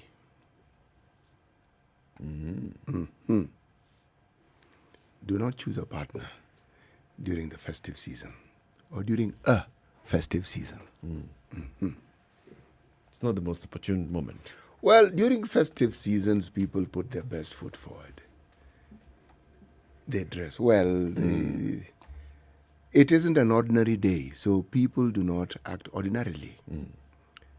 So, you could also look at it from the other side also. Yes. It would also be the day when people tend to misbehave because of overconsumption of whatever's available. whatever is available. And so you may look at them and think, and that is actually true because it holds the same weight because they will have misrepresented themselves.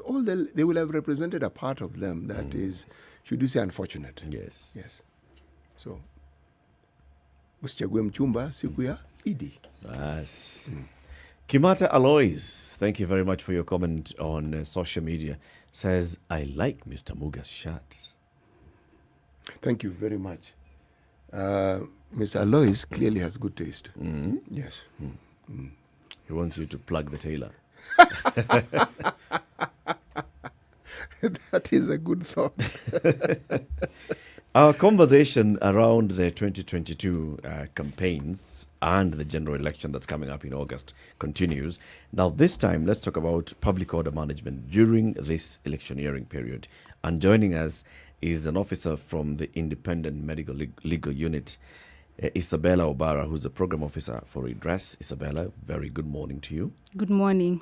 Good to have you on the show. Welcome to the hot seat. Thanks for having me. Situation Room. Asante. Program officer Redress, what do you do? Well, let me tell you a little bit about what IMLU does and who we have been talking to, or rather attending to, for the past 29 years and 1 month. So the Independent Medical Legal Unit is a non-governmental organization specifically looking at issues of human rights, and their mandate is to prevent and to respond to torture and related violations.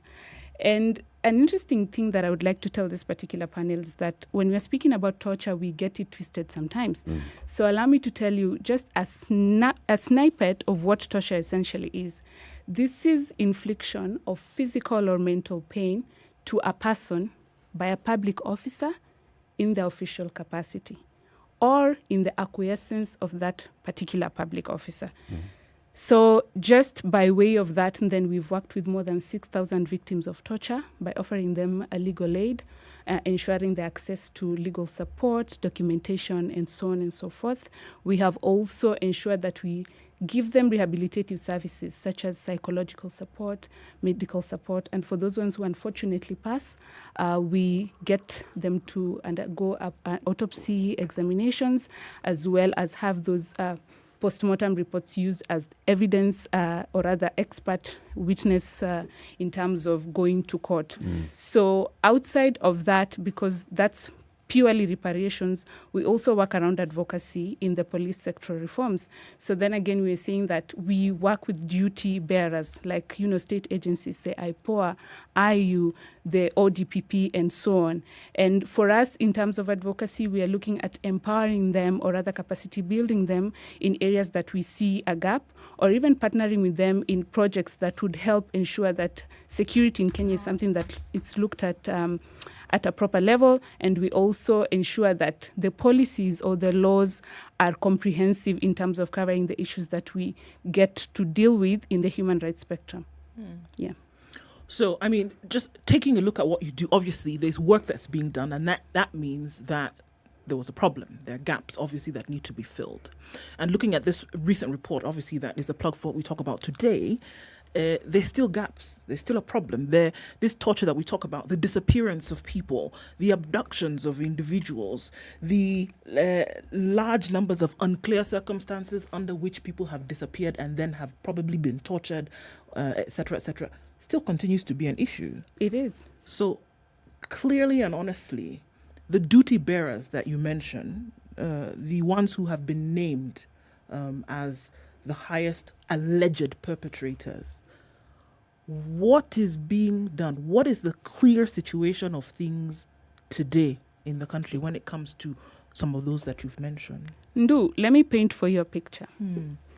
Last year, that's only 2021, from 1st of January to 31st of December, we had 210 cases of torture, extrajudicial execution, cruel, inhumane, and degrading treatment, as well as enforced disappearance. And a huge chunk of this number, specifically 46%, were extrajudicial executions. So we're talking about people, for clarity of purpose here, people who turned up dead. Right? Either instantly or found dead or died after being tortured. Who may have disappeared initially, or they had been... because why I'm asking, I think it's important to know, is not individuals who Ndu is missing today, turns up dead tomorrow. There are people who've been looking for their family members, for example, and then much later, they do turn up dead, and evidence of their body shows that they had been tortured. Is that what we're talking about? Time has lapsed. Yes. When we talk of extrajudicial execution, we look at the end product. So you may be missing for maybe 10 days, and then we find your body, right? And if we undertake an autopsy report, then we get to see a history of either, violence, torture, and some wounds that indicate that you didn't die a natural death, what we normally call reportable deaths. So Ndu, when we find this, then you fall under the cluster of extrajudicial execution. When we are talking of forced disappearance, is we have not found you yet for various reasons. And it is believed that you disappeared in the hands of law enforcement officers, right? So that particular cluster, we only had 2% last year. And in terms of extrajudicial execution, so you pick from anyone who was tortured, anyone who was inhumane, or rather treated poorly, and they ended up dead. So most of all these things end up in death, sadly. Every time I hear the term extrajudicial killing, my mind travels all across the globe. In this country, that is, if you have thought along those lines, have you found to have been the reasons behind these extrajudicial killings? Because they never seem to come to an end. There's a time when they seem to be on the rise, then they even out, but they're there. What is usually behind them? CT, if history serves as a guideline, we have not seen them dropping. These numbers have been on the rise from far back as 1992. And I can tell you, even from our data, in 2020 we had 139 cases. In 2021 we had 210. That's a whooping 42% rise. Yeah, and there are various reasons. Let me speak a little bit about the culture of policing in Kenya. It's very punitive. We look at punishing. Yet the historical beat of all national police services is to ensure and maintain public order, right? And ensure that we are upholding peace or promoting peace. But then again, from the way we do it is we are punishing. We are looking at the people as either wrongdoers or looters or people who need to be looked at, in terms of planning to ensure that they are not doing anything wrong. Yet, these people normally don't do anything wrong. Let me give you 3 clusters of what we have seen in terms of our trends in EJEs. We have noticed that there is a shift in terms of the perpetrators becoming a little bit sneakier and more brighter, so to speak. We've seen them taking people's bodies to rivers. That's one of the things. And last year we had over possibly 16 cases of such. We have also seen shooting as one of those instances where we have seen a rise in terms of EJE. We have also seen cruel, inhumane, and degrading treatment, which after, say, 2-3 months degenerates into deaths. So those are instances around which we have seen EJEs, rising and rising. But I also want to talk about enforced disappearance, where someone disappears for more than 2-3 months, and by the time they come back, they'll be here for about a week or 2, and they are dead. Right? So it's a cluster of there's so many complexities when you're looking at EJEs, but those, at least the 4, are what we have seen as what pushes for a spike in terms of the numbers in EJE. But extrajudicial killings, what purpose do they serve really? Well, CT, I'll tell you, sometimes it's to obtain information, sometimes it's to intimidate, sometimes it's to push an agenda, could be political, could be business. It could be, there's so many things, but then again, for us, in terms of our cases, we have seen they occur mostly around or during arrests. Most of them. In fact, possibly 51% of our cases have occurred around arrests. And then the second cluster would be in terms of quelling insurrections. So crowd management, crowd mobilization or organization, something around that. And that's why the public order management is also very important when we're speaking about EJEs.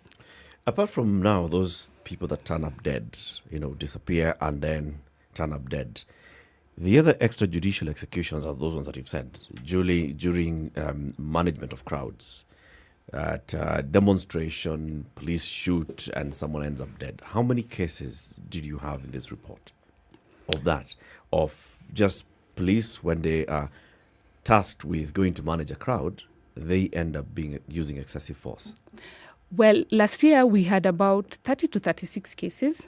And I'm saying 30 to 36 specifically because during COVID, we noticed some form of crowd management. And it wasn't because they were protesting or they were, being rowdy or anything. It's simply because we had to enforce, or rather the law enforcement officers had to take care of this situation around COVID. Yep. So when we are looking at public order management, then we are thinking probably this was an organized event. Possibly this was just those single events where maybe it's industrial action or whatever. But this one, you find that someone or a group of persons, say business people, are sort of wrapping up their day, but it's already 7. Yep. And then they're clobbered, right? It's a crowd. You're managing it, but are you managing it well? So from those instances, we had about 30 to 36 cases. And IMLU works very closely with other actors in this, and particularly the National Police Service. Right. So whenever you raise these matters with the National Police Service, what kind of response do you get? What attitude do you get from the officers that you engage with? Well, progressively, Eric, we have seen a change of attitude. But I'll tell you, this change cannot be instantaneous because the way police do their things is more of ranks and taking orders. So in as much as we will have that initial maybe interaction and discussion and agree, there's still a way in which these bureaucratic processes in terms of ensuring that what it is that we've discussed comes into force, or maybe ensuring that they have funding around a particular project or a progress level or marker. That attitude is progressively becoming better. We have seen that they are cooperating with us. We have been training their people. We have seen that they are also engaging us better in terms of even maybe investigating matters and so on. However, we are looking at a service that works with hard and fast rules, yet most of their work is highly discretionary. So as an NGO or as a CSO, we can only partner to a given extent. The bulk of the work goes back to their training, their culture, their maybe assumptions, maybe the historical practices that they have had. It's more than just us interacting with them, but their attitude has been commendable, and they've made great strides, to be quite honest. Right from having the National Police Service Act come into force in 2011, we have seen them processing or rather putting up guidelines, manual guidelines, say on public order management. We have seen them maybe coming up with service standing orders that are useful in guiding these particular engagements. So there's some progress, but we still have a long way to go. What kind of progress? How would you define progress? For example, when we say, when we see Kanjakoma brothers, all right, there's 2 boys are found dead, community rises up, community complains, somebody else, other people end up getting injured and dead, and then undead. Yes. And from the top of the police service, all you're seeing is transfers. Right. How can we then say that there is change of attitude on something like that? I mean, something such basic. Look at what happened in Mathare during the COVID-19 period, where that gentleman, what was his name? Vaite. In Mathare, killed police officers enforcing the order. And what's the attitude? Oh, well, police officer transferred this and that. Really, is there a change in attitude, or is there a change in attitude on paper? Are we seeing, there's no more papers being produced. We have this protocols, we have this and the other protocols, but the attitude is still the same. Eric, let me clarify this. There's change in terms of what effort they're putting in to ensure that we have a legal framework that takes care of policing under the human rights context. However, like I said, it's very complex. On the other end, we have also seen the government, through the National Police Service, acting very well. They have a very proper muscle in terms of investigations and getting to people. Let me give you a practical example. We had a case of an officer who allegedly killed someone, and he was transferred in a day. In fact, in 24 hours, transferred to very far in Northeastern. But I can tell you, Eric, in 2 weeks, we had him at the DCI in Nairobi. They found him, arrested him, and he's currently being charged for murder. But on the other end, you have this particular person, of course I can't mention name because investigations are ongoing, who was killed while protesting for the death of the Kanjakoma brothers. So it's extrajudicial execution in another extrajudicial execution. But up until today, none of you here know his name. Right? So we are seeing where the government can flex muscle, investigate and prosecute almost immediately, but we are seeing laxity in other cases. And that's what brings me to tell you this, Eric. Sometimes some of these EJEs have the blessings of people in power, and some, it's totally fine. If you do it out of your own, volition, then we'll nab you and prosecute you. So there's change in effort, all right? But in terms of doing what is supposed to be done under the framework that we have, there's very little that's being done. We've had a conversation like this before, where we've actually questioned whether there has been systemic change. Whether the system that is the police service has actually become a police service or is still a police force deep down, where the vertebrae is still the same. Because, yes, we have all these legal frameworks coming in place with all these things and taking place, but we are seeing an increase in the number of reported forced disappearances. We are seeing an increase in the number of unexplained disappearances and reappearances of people, and no follow-ups being done by police. No cases of justice being brought. If we're going to connect that, I mean, just this morning, we had a conversation about a report that has appeared in the Standard today, right? And this is one river in Western Kenya, River Yala, where 17 bodies in 12 months have been found, right? Unacceptable. And we have several cases where some of them, their fingers have been cut off and burned for the sole purpose of the disappearance of identification. Right?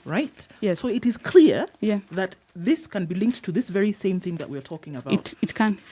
And who has been able to point that out? Forensic investigators who work with the police service. Yes. So they are aware. Yes. So the question is, if we're talking about a change in what has been done, but no change in attitude in terms of can we actually do something about this, then it seems as though we're oscillating on this same place, and we're still looking at numbers.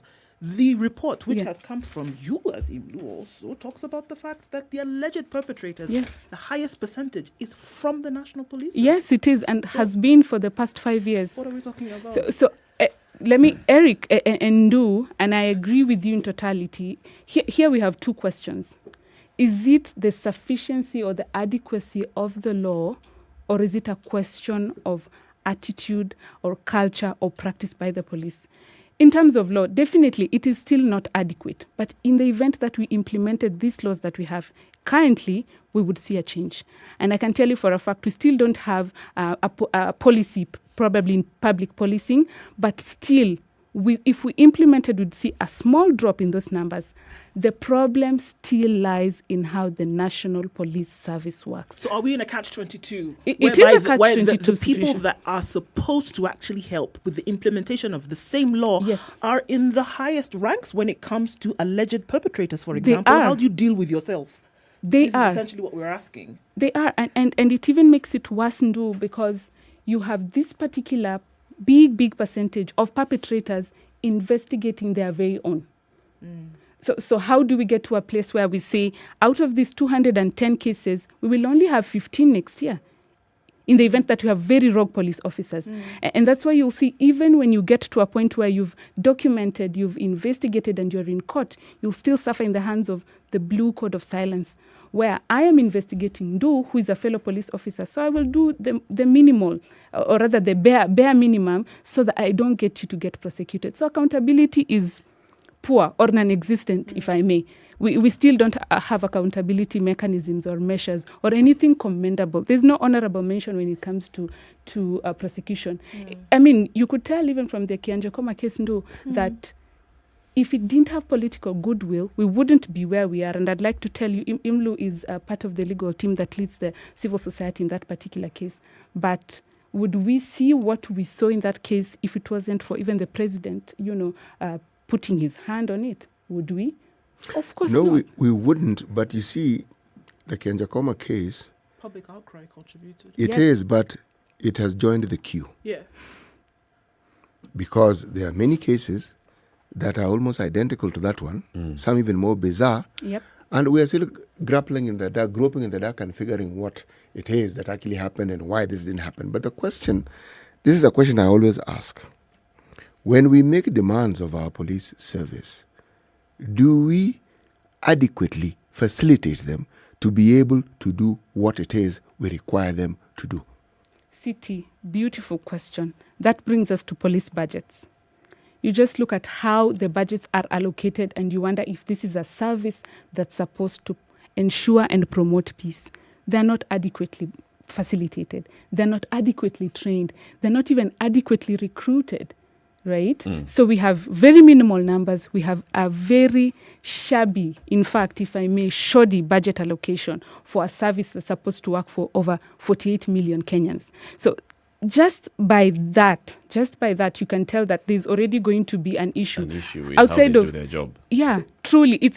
Because you can't tell me to take care of 15 million people and it's 2 officers. Am I adequately trained? Do I know the tax? Am I adequately remunerated? Because you'll notice, even out of corruption, we have EJEs that are directly linked to corruption. Yep. And that's why you'll see even some of our researchers in the peri-urban areas or the densely populated areas, the key factors to EJE and torture is corruption. But if you're paying me 10,000 Kenya shillings and I have worked for 15 years, I mean, well, some will say that I'll have to ask for a bribe. And if I find this person does not have enough to give me, I'll clobber them, maybe to death, because or maybe they'll die later. The power. Let's take a break. It's 8:30. This is Kenya's biggest conversation, the Situation Room on SpiceFM, KTN Home and online. We are talking about public order management during this electioneering period. And our guest is Isabella Obara, Program Officer for Redress at the Independent Medical Legal Unit. We'll be back shortly. This is the Situation Room, the only way to start your day. Spice up your life. Forgiveness is always conditional. Even before God, there's nothing like unconditional forgiveness. Government doesn't pay you pension until you retire. In fact, they have no money for you. The day you retire, they look for it. This country is punishing many young people. These young people are more susceptible to be deceived, to be taken advantage of, and they're more susceptible to be bought off. Let us also talk about where we want our country to go. You know, we are a population of very young people. We're in a state of capture. The judiciary is under duress. Parliament is in the pocket of the executive. You don't sit and wait for the regime to topple itself. It will never do so. By the way, let me tell you, these guys are so persuasive. I'm telling you, they can persuade you to sell your grandmother. I'm telling you, they can sell sand in the desert. City, has anybody on this program said to you as a guest, say, "Oh, shut up, we don't want to be told what to do"? Has anybody that kind of... Has anybody been I will not listen. bit of advice? Because you're working on the premise that we should all pay heed to these proverbs. It's a very suspect notion. This is the Situation Room, the only way to start your day. All right, still looking at cloudy conditions in Nairobi and a bit of a drizzle in the city. We'll see highs today of 24 and lows of 14. Partly sunny conditions in Nakuru. Clouds going to come over later though at 15. Highs of 24 and lows of 15. Sunny conditions at 15 in Nyeri for now. Highs of 24. Eldoret cloudy at some point, 13 degrees. Highs of 22 and lows of 11. We're looking at partly sunny conditions in Mombasa now that the sun is out. 32 will be the high and lows of 25 today. And it's mostly cloudy in Malindi as well at 28, highs of 31 and lows of 26. Mostly cloudy conditions at 19 in Kisumu. The rain has abated for now. It's also cloudy in Kakamega with highs of 26 and lows of 14 today. Partly cloudy conditions at 19 in Kampala, highs of 26 and lows of 18. While it's raining in Dar es Salaam, still at 26. We'll see highs of 31. Mostly cloudy conditions at 18 in Johannesburg, highs of 25 and lows of 14. While it's raining now in Lagos at 25, it'll go to highs of 31. It's sunny for now in Kinshasa at 22. That'll be the low for today. It'll go to highs of 31.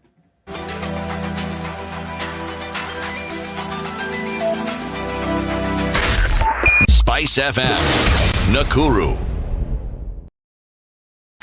Are you ready? Okay. Spice FM. All right, we're looking at a lot of CBD traffic this morning. It's feeding off from all parts of the city. Kamkunji at the roundabout, not too badly coming off Landis Road. Jogger Road has been spilling it over just a little bit here and there. But you look at the roundabout going on to Haile Selassie, that's where you'll see the bulk of it. Into the CBD from Gong Road and going all the way through to Westlands, coming in from State House, Kaileshra, those little, Arboretum, that area continues. The thicker superhighway is still hot and heavy all the way from the Mathai area down into Muthui. Coming off Kiambu Road, that has not let up just yet. And Limuru Road inbound, still a bit sticky. Let's keep looking at it, guys. Let us know what you see. Mombasa Road, it's getting a little bit better, but if you're on the bypass, you're in good stead. SpiceFM KE on Twitter, that's how you can talk to us on. And text us as well on 40127.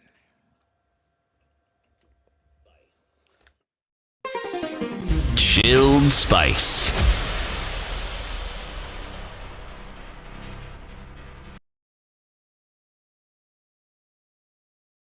Mature, intelligent talk every morning. Spice up yourself.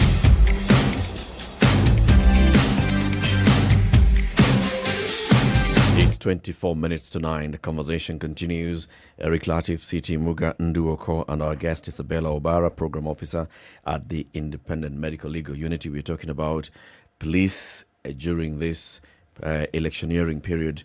And Isabella, as we took the break, CT had started by asking you, do we adequately resource the police service and then expect them to actually do the job that we give them to do? Are they adequately resourced? And you said, just starting from the budget, there are questions there, which moves the responsibility now away from the police service into the other duty bearers. We have civil society organizations such as yourself and others. We have the Kenya National Commission on Human Rights, which is a constitutional commission. We have the National Assembly, which looks at the budget. Where do all these play in making sure that the police are doing what they're supposed to be doing with the resources that they should be having? Well, Latif, let me tell you something. We have used a very old system of budgeting for the National Police Service, something that has been used from way back, as far back as 1992. We're still using it sometime in 2011, and we are hoping or expecting that this particular budgeting system is what would be useful to take care of over 50 million Kenyans. That's not possible. I think in 1992 we were what? I was still a child. I don't even know how many we were, but were we more than 10 million, Latif? We weren't. So resources are key. Resources are key. And we have all these bodies that discuss. But then again, Latif, it's not about who is part of the discussion. It's doing the right thing based on the current needs. The contemporary society has shifted, and definitely we have inflation, and we have a little bit more money, if I may. So how do we allocate these hefty and big salaries, say for MPs, but we still maintain the small, meager budgets that we used to have in the 90s? In the year of our Lord 2022, Latif, it can't work. It really just can't work. So point is that it starts from resourcing, because then from resourcing, we are able to even look at recruitment, professional recruitment. I know currently it's housed at the National Police Service Commission, but then again, no amount of nice words or different choice of words or uniforms would ensure that the little money is used properly. You simply have to resource them adequate. Okay, and then there comes the oversight bit, and this is also where the civil society organizations such as yourselves, the Kenya National Commission on Human Rights, and Parliament comes in. We don't hear this. So we read a lot of reports, from NGOs such as yourselves, saying how police have killed people, how police are behaving, how police are misbehaving, how the police reforms as envisaged in the Constitution have just moved 2 steps. But we don't see these other questions. We don't see these other questions of what needs to be done in terms of resourcing, and also the conversations that need to be happening in terms of oversight and making sure that the police are doing the right thing. So by way of update, Eric, I'll tell you that IMLU, the Independent Medical Legal Unit, undertook a robust research from 2020 to 2021. And we have that particular research tabled before the Human Rights Committee of Parliament, the Security Committee, and even in Parliament sometime last year in November. We had the recommendations therein, such as recruiting better, heightening the budgets, increasing it by at least 50%, looking at how the police live and where they live, giving them allowances of possibly maybe rental allowances, and allowing them to live even amongst the general public. We had so many recommendations, possibly more than 20 beautiful recommendations. They have been tabled, and even before we table these particular recommendations, or rather this particular research and report, we discussed it in the Police Reforms Working Group. So it has a buy-in of the CSOs, specifically those who are working around the police sector, and we also took it to the legislature, or rather the lawmakers. They have discussed it, and we're hoping to at least get feedback. And I know this will be a long discussion, but at least the steps, the initial steps have already been taken, Latif. So CSOs are doing what it is that they can do, and even from that particular research and the recommendations, you've noticed a heightened partnership in terms of working with the National Police Service and other law enforcement officers, because it's not only the National Police Service.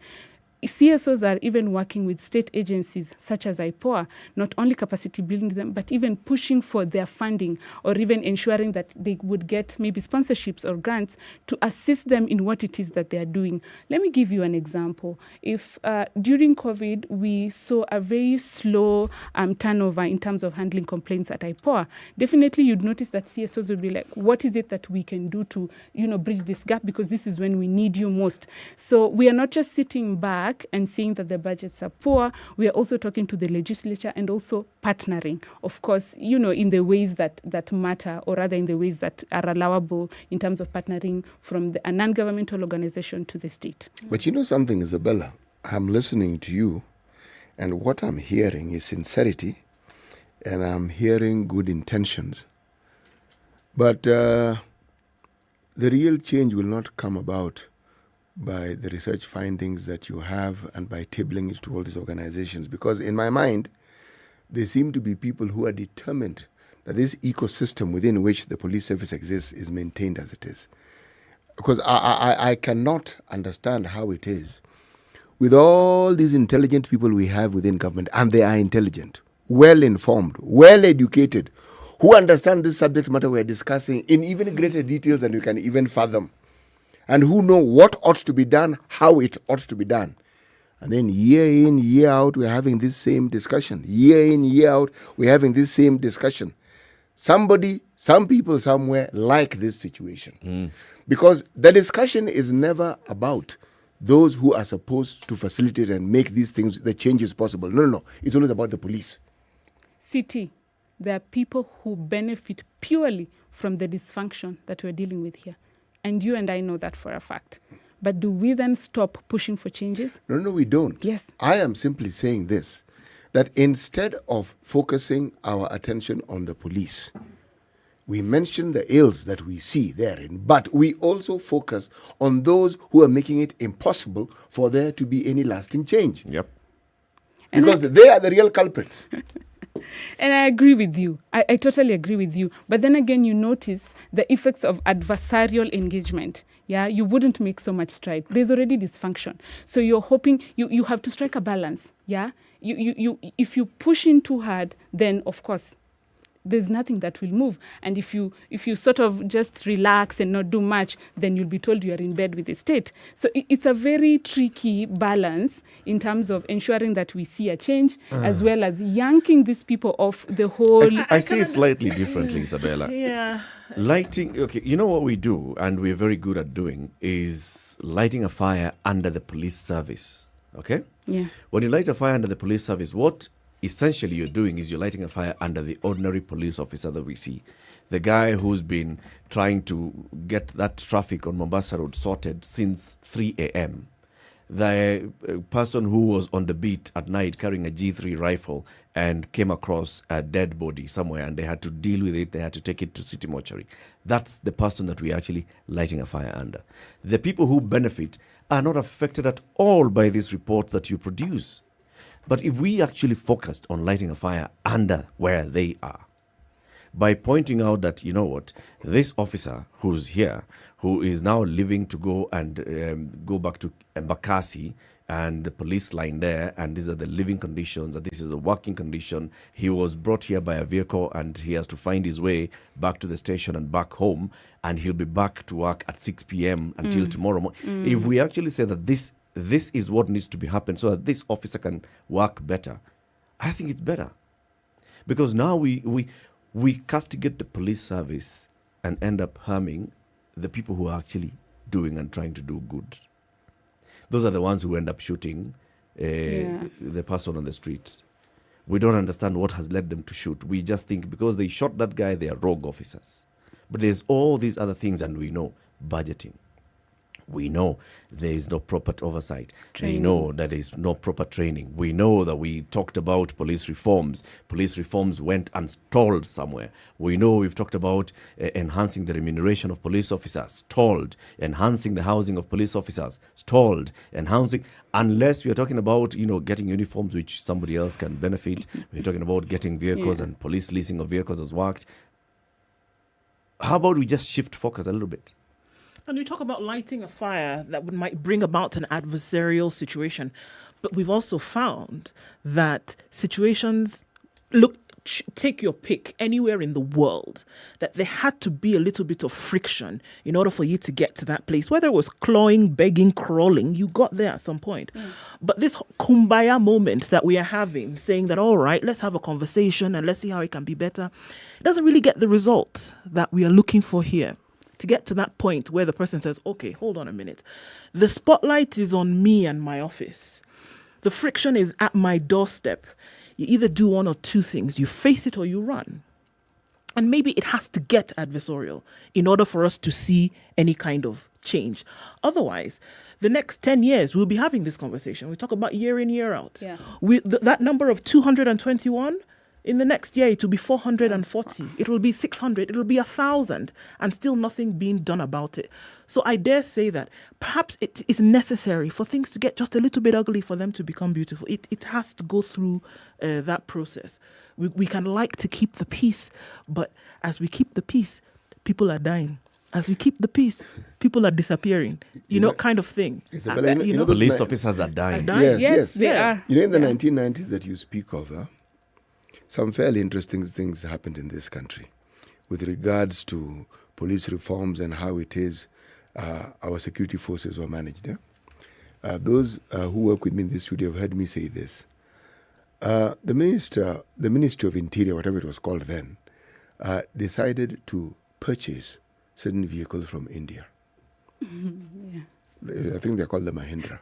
Yes. Now, the thing I particularly liked about those vehicles, if I ran, I could move faster than that vehicle. And I'm joking. I'm actually being facetious. I'm being facetious. But those cars were slow. Yep. And many of them were bought. So you actually ask the question, now, if these are the cars that you are supposed to chase thieves in, how on earth are you ever going to catch them? It's impossible. All right. Then there was the issue of housing. All right. Yeah. That one has remained. The housing that many police officers are saying are pigsties. Yeah. Okay. You find a wall is actually a curtain. That is a wall separating one family from another. Okay. But they had police units that dealt with castle rustling. It was called Goroko. I know Goroko.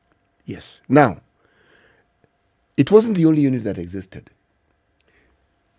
The key indicator of this group was people were chosen from communities that were pastoral.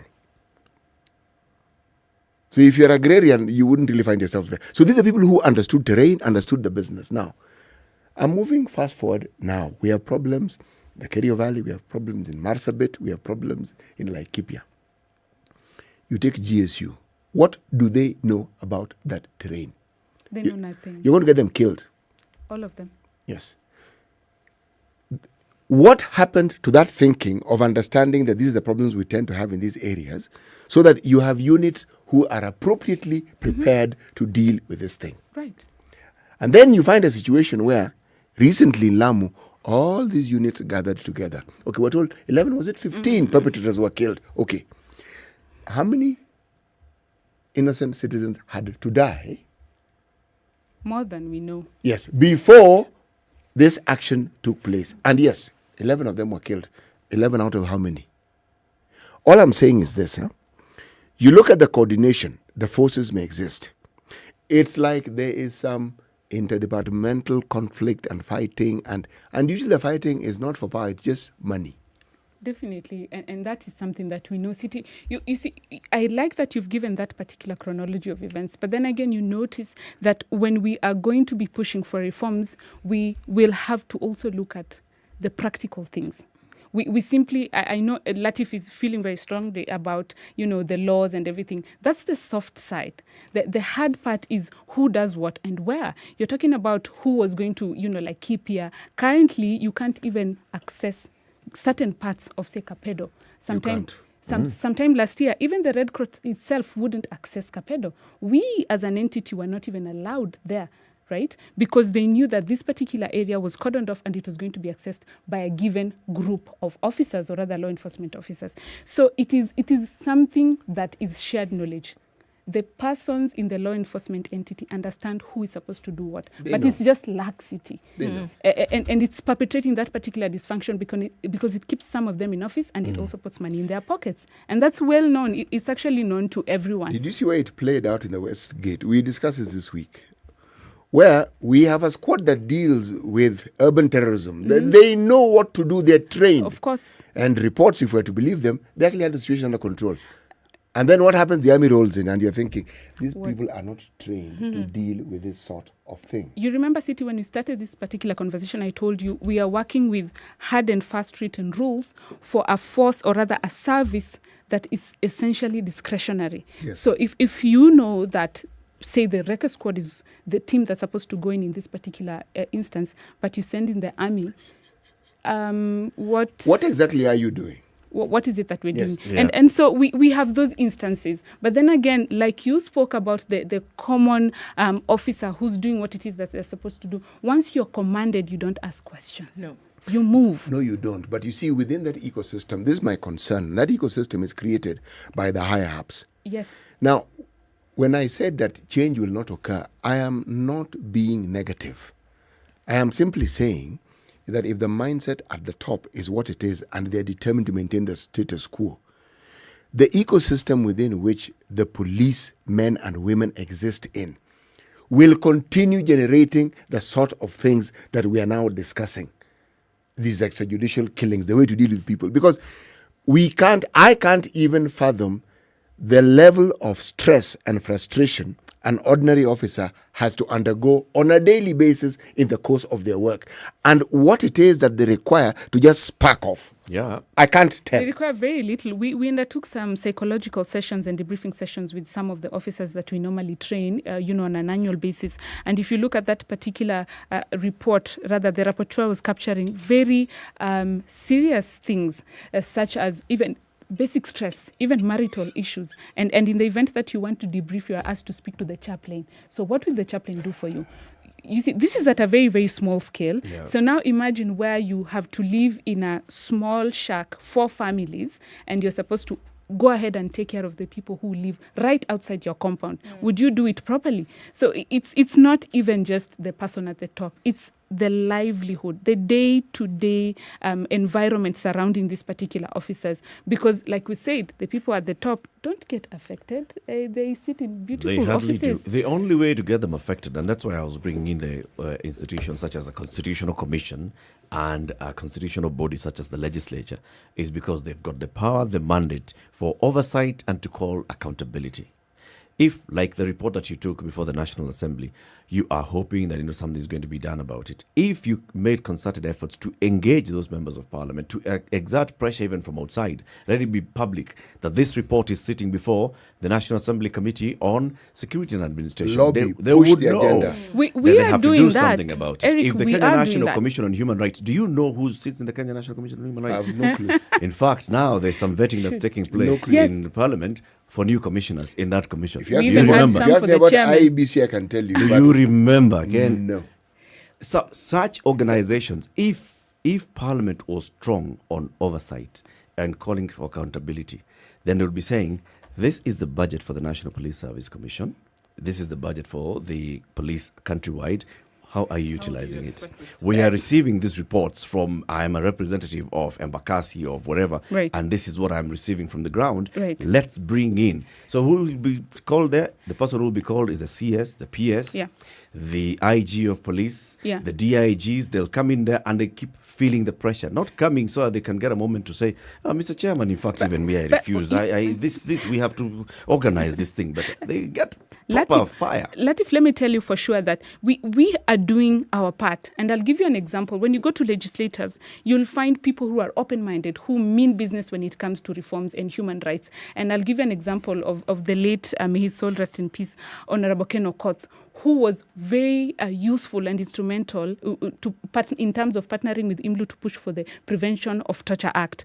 But you see, you don't get Ken Okoths every single day. Do you stop doing your bit? You still have to do your bit. Sometimes you get goodwill, sometimes you don't. But if you've done your bit, and then maybe you can keep strategizing and seeing what it is that we need to do. And now you've given, that's a good idea. How about we get adversarial? How about we become rogue for a minute or two just to push go a more minute? public. Right? More for public example, about it. It is. Have constant public engagements and bring in more stakeholders. I'm sure IMLU works with very many other CSOs. We do have that, right? yes. And multi-stakeholder continuous public conversation, even on the ground, so that the people of Langata know that there is an issue with policing and that their MP ought to do something. The MP will listen to the ground. Yes. The MP will go to Parliament, Yes. knowing what the ground is saying. We have done that. We have engaged with at least 13 police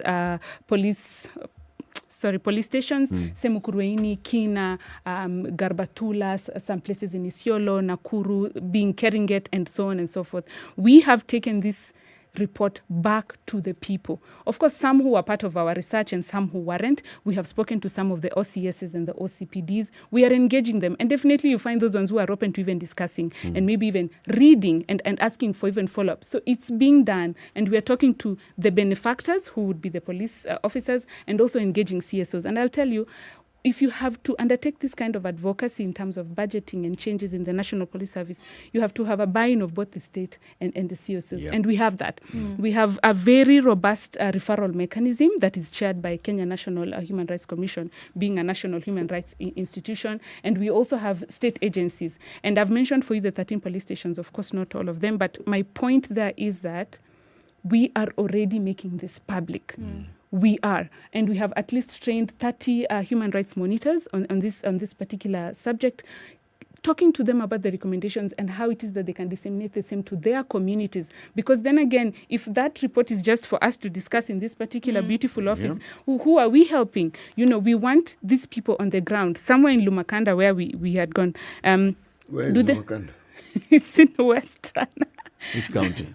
In Kakamega County. Okay, yes. So if that particular person there understands that there's an issue of budgeting, are they able to relay that? Are they able to even hear when we're looking at this particular political era, or rather electioneering period, are your people who you're going to vote in speaking around this particular issue? Because those are the pertinent issues. Yes. You can't be telling us that, I'll give you laptops, when we know the officer who's supposed to take care of me when my livestock is being stolen can't even wake up at night because they're hungry, they slept hungry, right? So we are doing that, Latif. We are. In terms of advocacy, advocacy is not measurable and very tricky for the most part, but I'd be happy to even share some of the steps that we've taken, of course, off record, and maybe even share with you some of the partners and what they've committed and what steps have been taken, because most of it is qualitative. That's true. You know, we tell you about, we've reached 2 million, but most of it is qualitative for sure. We of course acknowledge the work that's done by CSOs such as yourselves and others, and what more still can be done, even at the community level. Yeah. We just want everybody to get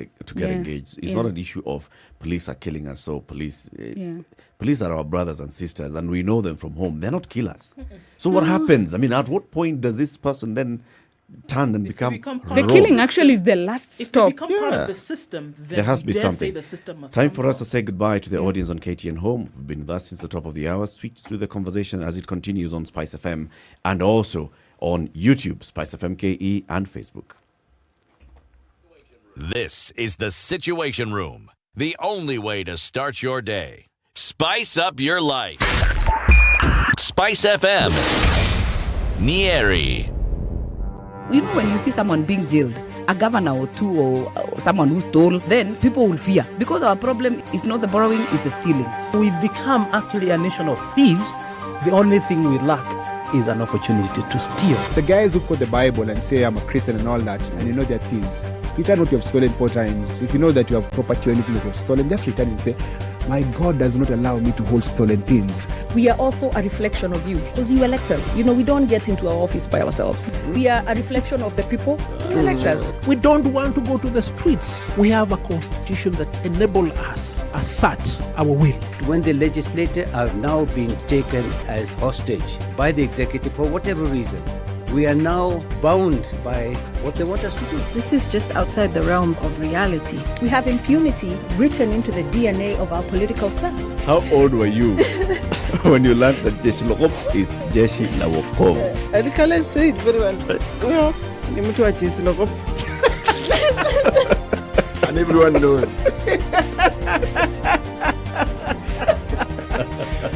Okay. This is the Situation Room, the only way to start your day. The top of the hour, 9 p.m.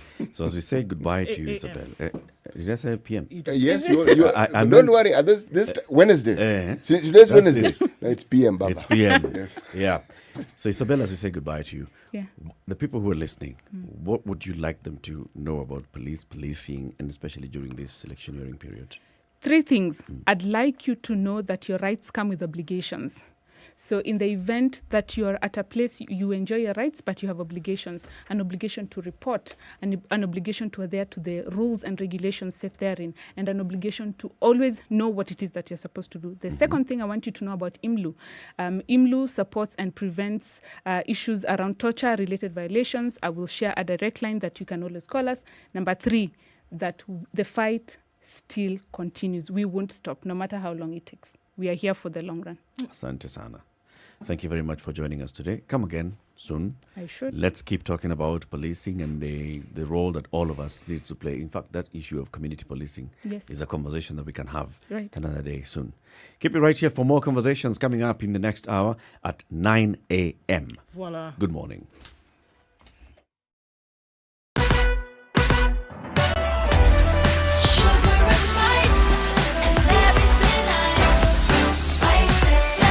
Spice up your life.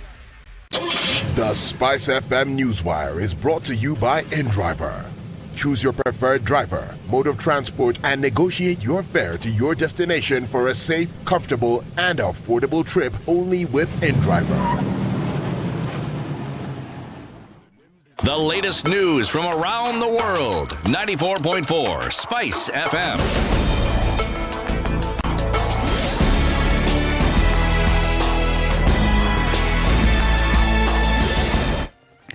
This is Newswire. I'm Dennis Aseto. The BBI appeal case at the Supreme Court enters its second day today. Yesterday, there was drama at the Supreme Court after Kenya leader Martha Karua stormed out of the hearing of the Building Bridges Initiative appeal. Karua, who is a senior counsel, and her team of lawyers walked out to protest a decision by the Apex Court to exclude her clients from making the submissions. This is after the 7-judge bench directed that her clients listed as the 74th, 75th and 76th respondents would remain as amici or friends of the court, just as they were at the High Court that threw out the BBI bill. Karua expressed her displeasure, arguing that her clients had been named by the appellate court as respondents and filed their application at the Supreme Court in the same capacity. The former Justice Minister also questioned what harm it would cause by highlighting her clients' submissions. We will be bringing you the latest when the sessions resume at the Supreme Court buildings. Now, the County Police Commander Michael Mushiri has revealed that police in Siaya have upscaled surveillance along River Yala to curb the dumping of more bodies. Mushiri said that Game Sub-County Police Commander has been instructed to deploy a team at Ndanu Falls and its environs in a bid to nab suspects who could be behind several incidences where bodies, some in Sungani bags, have been found dumped along the river within Yala Township. Mushiri assured the public that the police and the Directorate of Criminal Investigations are actively on the ground and were doing everything possible to get to the bottom of the matter. He said that they were liaising with their counterparts from the neighboring Kakamega, Nandi and Uasin Gishu counties to also be on the lookout along River Yala tributaries. Residents of Yala Township, Game in Siaya County, have raised concern over the increased bodies that are dumped in Yala River. The government has deployed adequate security in all schools along the Kerio Valley ahead of the forthcoming national examinations. Outgoing Elgeyo Marakwet County Commissioner Dr. Ahmed Omar said all schools will have 2 officers, one from the National Police Service and another from the Police Reservist, to ensure students prepare and sit for the exams in a secured environment. Speaking in Iten, Omar, flanked by members of the county security team, said the government will also start using drones to monitor activities of criminals who steal livestock and disappear into the bushes. 10 high-ranking Kenya power officials are behind bars as detectives continue with investigations into the alleged deliberate disruption of electricity supply that left parts of the country without power last week. The officials who were arrested on grounds of miscellaneous application and negligence were taken to Muthui police station awaiting arraignment today after being questioned at the Directorate of Criminal Investigations Kiambu headquarters. According to reports, the DCI will seek a miscellaneous application in order to detain the suspects further as investigations into the purported sabotage case continue. The heavy rains that continue to be witnessed in several parts of the country has turned to be a curse for many. In Marsabit, over 1,500 sheep and goats were swept away by raging floods.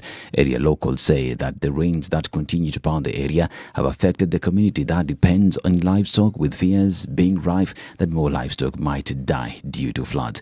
This, as the weatherman said, rainfall is expected over most parts of the country. Intensity will be heavy in some regions. Met Department warned that isolated storms are likely over some parts of highlands west of the Rift Valley, the Lake Victoria Basin, Central and South Rift Valley, the highlands east of the Rift Valley including Nairobi County, the southeastern lowlands, northwestern and northeastern Kenya.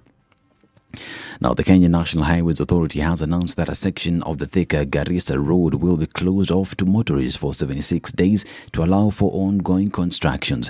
The road's closure commences today and will end on April 5th, 2022 to allow for the construction of a box culvert along Kathuluni River area of Machakos County. Motorists have since been urged to adhere to instructions given by traffic marshals on alternative areas surrounding the construction area. The congressional panel investigating last year's U.S. Capitol riot have issued a subpoena to former President Donald Trump's personal lawyer, Rudy Giuliani. The House of Representatives committee demanded Giuliani and 3 others hand over documents and sit for dispositions on 8th of February. Giuliani traveled to the U.S. after 2020 elections to promote the baseless claim that Trump had won the vote. The riot on 6 January 2021 was stoked by a falsehood about mass voter fraud. This is Newswire. I'm Dennis Aseto. Good morning.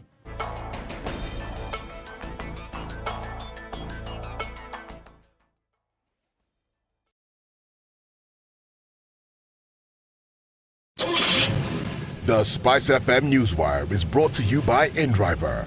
Download the InDriver app from the App Store or Google Play Store to enjoy a safe, comfortable, and affordable ride around Nairobi.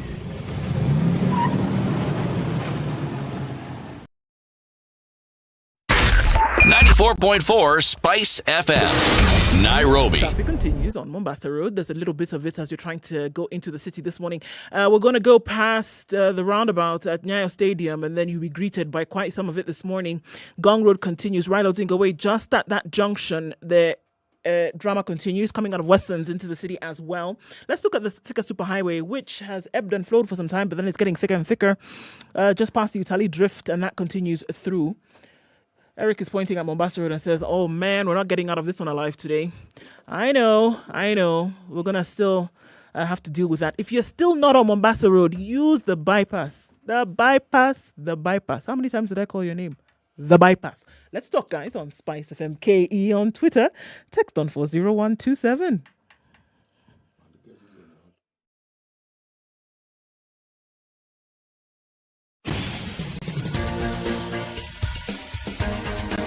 This is The Situation Room, the home of hard-hitting political commentary and penetrating insights about the state of the nation. This is a talk radio experience like no other. The Situation Room, a place for hard truths, debates, and elevated conversations. The Situation Room, witty, political, engaging, deep, controversial. In the room, we have C.T. Muga, researcher, academic, seasoned political observer, a fountain of wisdom in these politically uncertain times. Ndu Okoh, Nigerian by birth, Kenyan by choice, communications expert, Pan-Africanist, a truth seeker and believer in people power, and Eric Latiff, agent provocateur, the man in the chair, seasoned journalist, news hound, a man who believes in punching up, not down.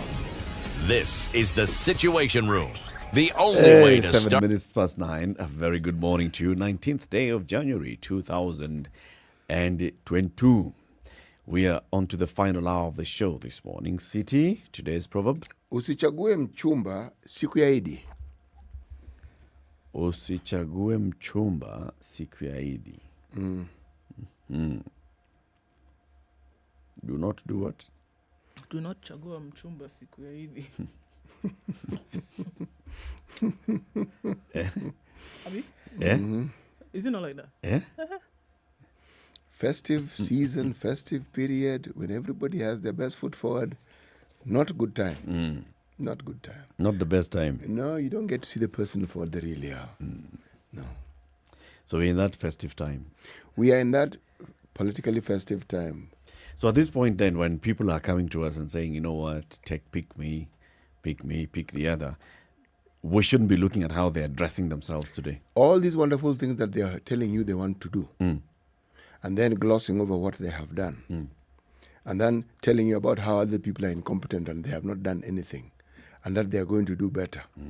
We thank them for laying... Look at the dress that she's wearing. Surely, what kind of dress is that? It's not even short enough, for heaven's sake. Can't even see her knees. Okay? Look at mine. Yes. I'm telling you. Yes.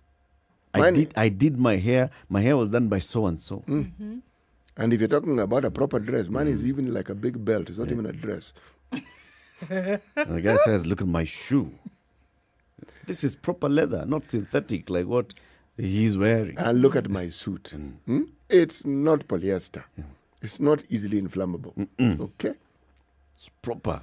Meanwhile, you did all of that just for the day. And that's not who knows even if you borrowed it, for heaven's sake. Nobody even knows whether it's yours. Or if the tag is still on, you're going to return it to the store.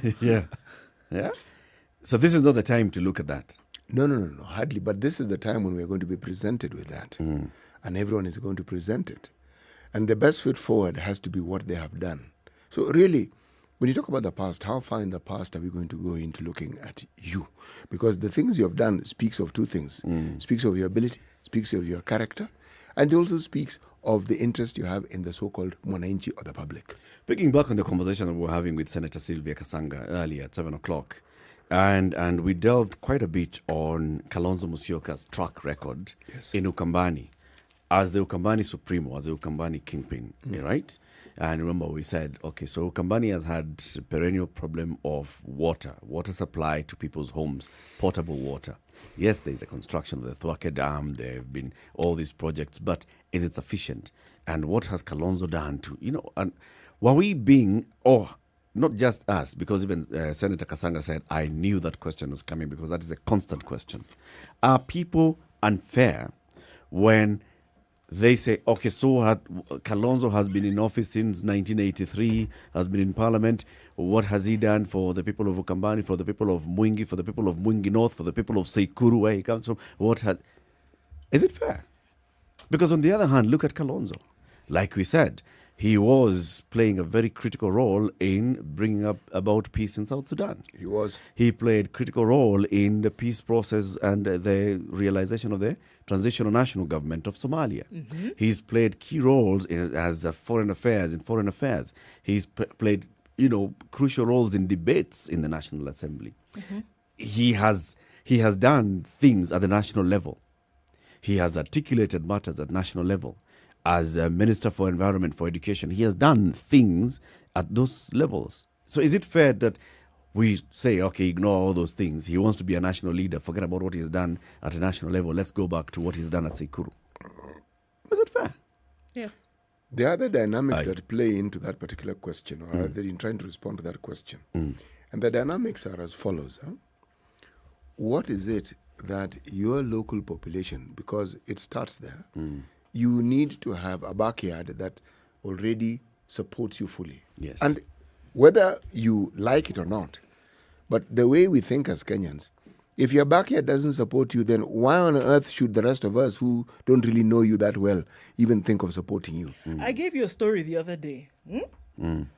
City man wants to marry city wife. Abi? You come and you do all your deliberations and you meet the family. They say they have received your gift. Thank you very much. You go, we'll call you. What does city father do? City father sends emissary to where city boy came from. Why? Find out. Find out the lay of the land. Who is this person? Again, is there madness in the family? Are they witches? How fast do they run at night? Things like that. So you have an understanding of their home turf. Maybe they don't know him. Maybe he was a good man. Maybe he was who knows? But why is there always that insistence of going back to the source or the root of who you are? Even when you're trying to deal with problems, what do they say all the time? That we're trying to get to the very root of the matter. We're trying to get to the heart of the problem. You're trying to bring things home. Why? Why is it important that the people from where you have sprouted from, for example, do not feel your effort? It doesn't mean that they will be counting that you built 10 roads or that you established. What kind of influence do you have there? What kind of attitude do they hold you by? What kind of standard do they keep you from? Where you have originated from. If they have a certain thought or feeling about you, if they are able to give you a scorecard about how you have performed in that area, perhaps it'll give credence to then what you would be able to do on a national level. That's just what we do. That's what we do. That is it. How is it that you would have such wide influence outside, but then... But that influence does not come down to the bottom. Or it has not come from the bottom. From the bottom. Sometimes I feel like we are unfair and we are duplicitous because we look at it from one personality to the other. So today we are talking about Kalonzo. We go back to Sekuru. Water, agriculture, food insecurity. But yesterday we were talking about Raila. Whenever people talk about Raila, and they like to do that, those who are opposing him, they'll go to Kibera. Which is not where he's from. But he's been representing for a very long time. That constituency. So if you've been representing the people of Langata where Kibera is, how much have you influenced? What have you done to improve the livelihoods of the people of Kibera? And those who support Raila at that point, like, where Raila has fought for, you enjoy the freedom to question what you're questioning now because of Raila. That is being insincere as a people. On the one hand, we do not want to question such. On the other hand, we want to. I want to question. No, I think it should be. Look, it doesn't matter who it is. When you were resident in a place for the longest time, why is it that they were not able to feel your impact? And the question must be felt. The question must be answered, whether it's going to be uncomfortable or not. Is that where you have been, the place that you called home, whether you sprouted from there or otherwise, why is it that they've not been able to feel your impact? And what is it that you feel that you're going to be able to do on a national level? Must be asked. But I'm going to give examples of what happens. Like, look, in the United States elections, for example, things that you hear on local news. Let's not even go very far to like governor or senator. Let's go look at the alderman or the council, what the equivalent of MCR here, right? They want to know if he smoked weed in his community college in 1976 on a lonely Saturday night. Somebody's going to dig it up and find out. They want to know, did he volunteer? Did she volunteer at your local school? At the children's bake sale in whatever street? Was this person? Why do they go to where you were from? You could have been living somewhere in upstate New York, but they're going to go and find out where you were doing in the backwoods of Des Moines, Iowa. Why? Because they want to go back and the inside, that's where you can't, that's where you're going to show who you are.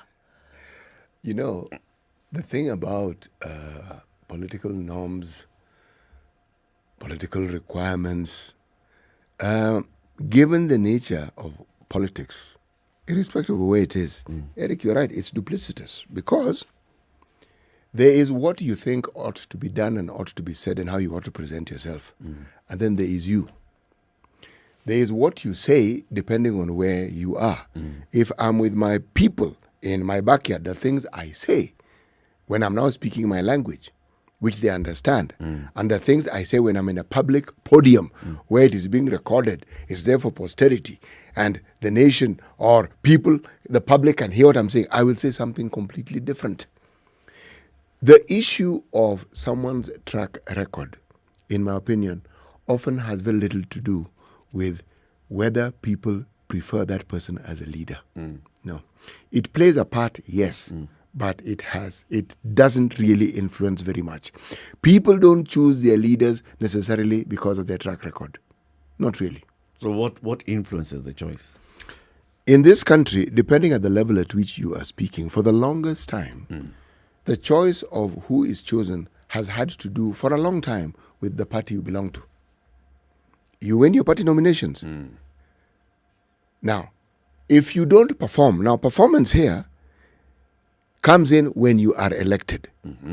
Before we had CDF, it was a bit tricky because now it was a question of how strong are you, or how convincing, or how aligned are you to the powers so that you can bring, the word was, you can bring development. Yes.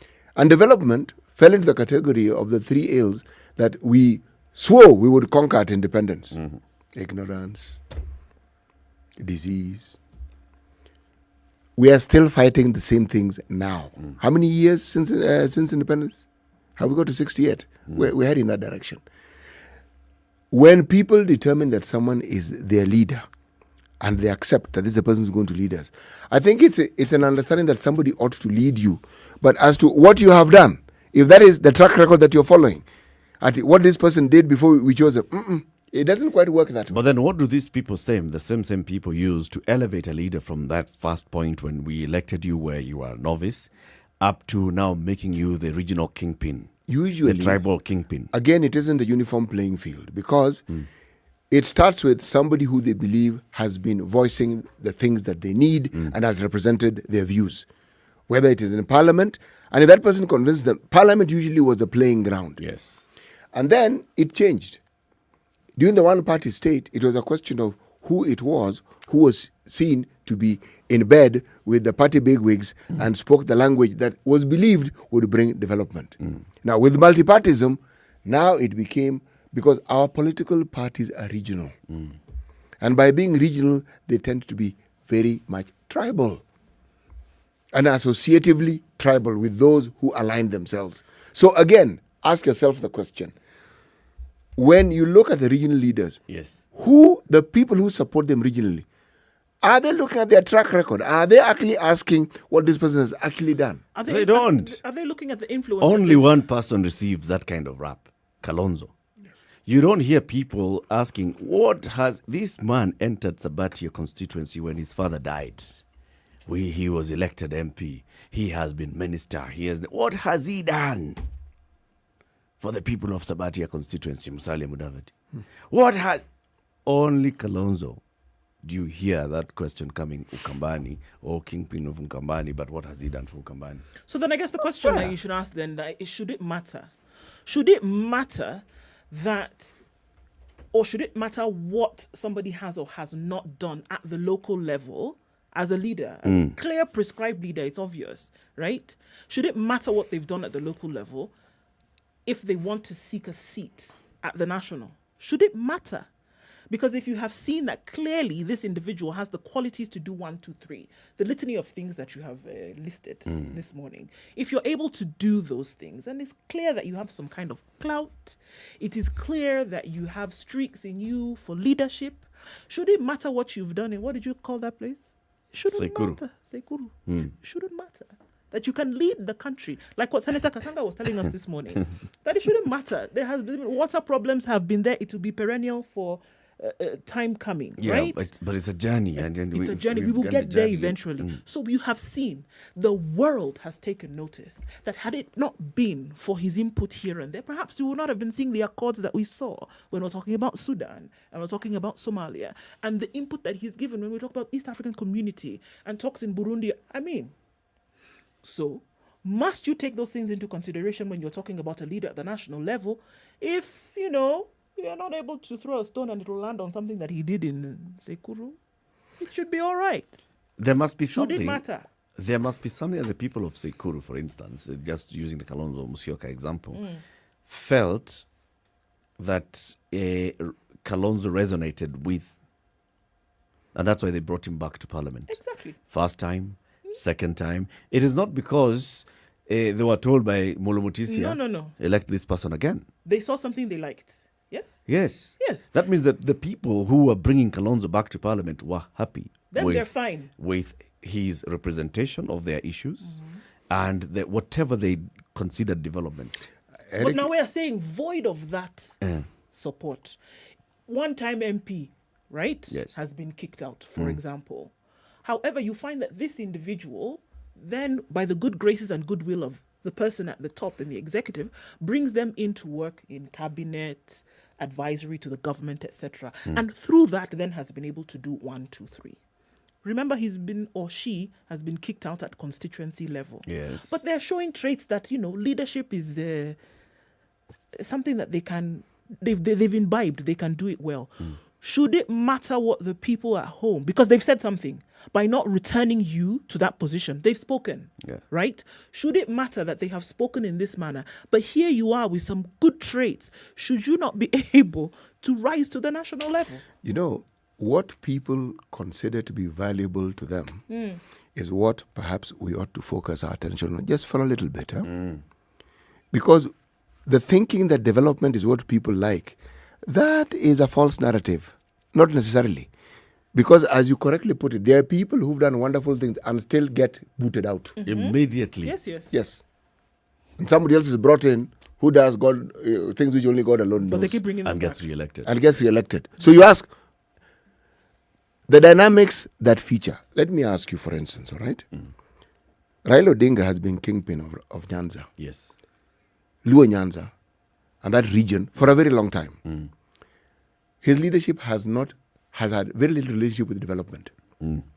So what is that he represents? Now, if you look at his ascendancy, this is a man who was, because of his stand, suffered incarceration. Not once, not twice. But you see, he was preceded. His father was incarcerated. People like Achieng' Oneko were incarcerated. People like Wasonga Sijeo were incarcerated.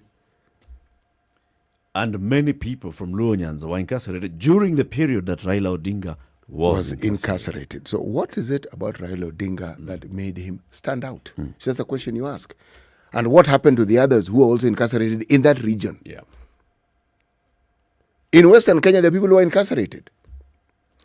The point is, when you represent a community value that isn't represented in the building of schools and roads, people will consider you an adequate representative. And the issue of schools and roads now take second place. Yes. They don't even mention, you mentioned, they say, no. That is not important. Because the person has represented them on a national scale with a value that they consider important to them. So you ask yourself, when you look at the leadership of communities in certain parts of the country, what value, you have to ask, what value do these people have? What is it that they even value, even beyond roads and schools and hospitals? And if that person represents it, believe me, that person is going to be a leader. You will be busy looking for roads. You'll be looking for roads, schools, and water, that person keeps being elevated. I like the angle that you've brought in, community values, because then it goes to explain some of these things that we are asking. There's something that this person represents and understands that this is what the people consider as their number one value. Yes. And number one need. Yes. And as long as I connect with that, then they feel that I connect with them. Yes. They'll bring me back to Parliament. You know, one of the things... All these leaders that we're talking about, Mwai Kibaki, yes, he was finance minister, was VP, was health minister. What's his track record at home? Othaya was not developing. No.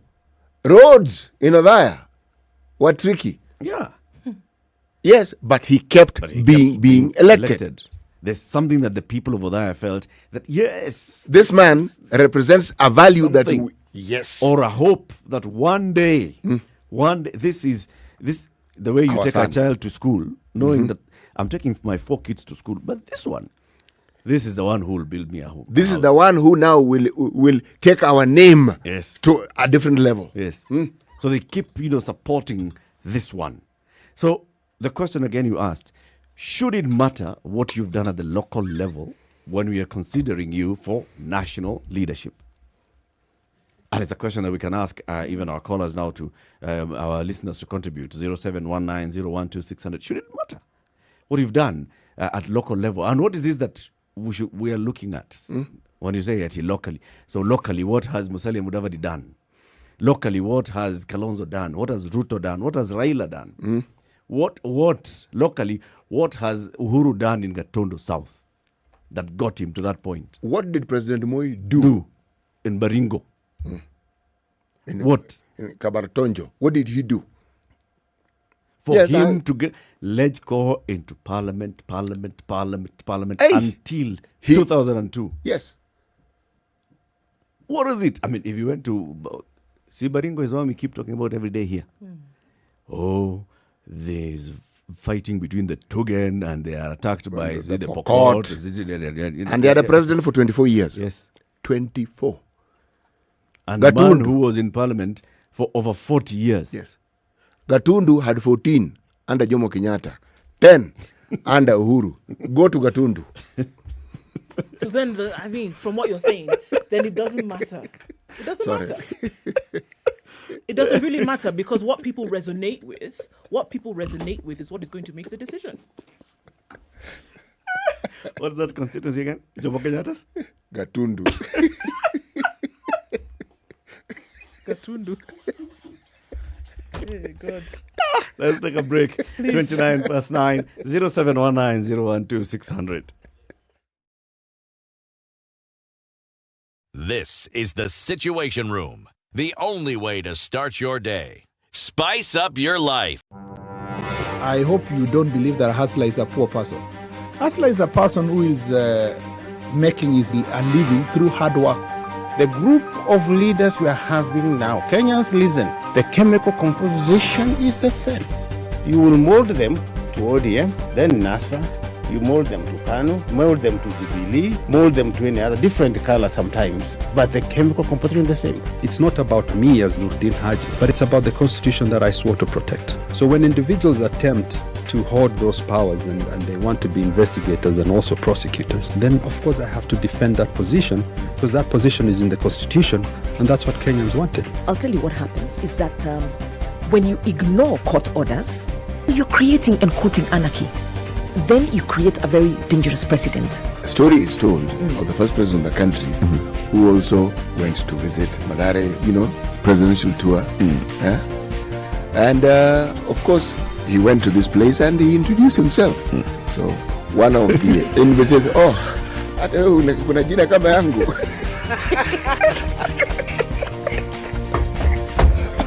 The Situation Room, Kenya's biggest conversation.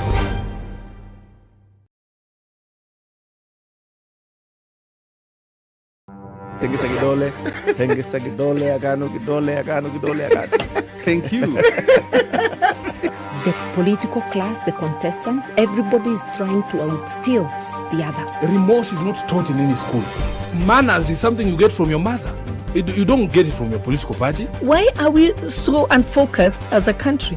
Why are we spending money and resources, yet we have real challenges in this country? This coronavirus pandemic should teach us one thing, that universal healthcare is critical. Because at this point, whether you have a medical card that covers you, it doesn't matter. It doesn't matter. This is the Situation Room, the only way to start your day. The weather It's still cloudy in Nairobi this morning. Highs of 24 and lows of 14 today.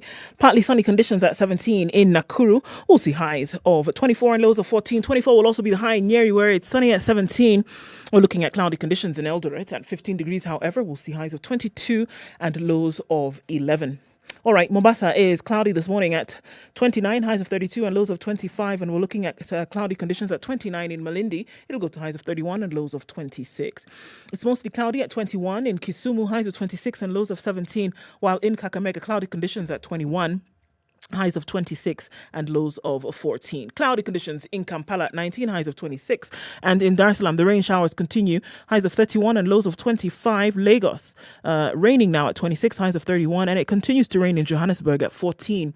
We'll see highs of 25. It's sunny, however, in Kinshasa, highs of 31 and lows of 22. It's -2 in Beijing. The sun is out, however, going into early evening. Highs of 0 and lows of -8. 3 degrees and cloudy in Paris. Highs of 7 and lows of 2. Cloudy conditions at 6 in London. Highs of 9. And it's bang on 0 in New York. Coming into Wednesday, we'll see highs of 8. The low will be 0.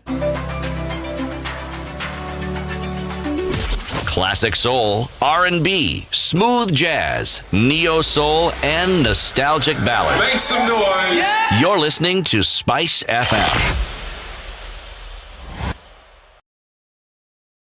It still continues. Commiserations to the folks who've been in traffic for hours this morning on Mombasa Road specifically. It's been an absolute mess, and we're looking at the tailback beyond the Weybridge at Sabaki, and that is at 9:30 this morning. It is not pretty.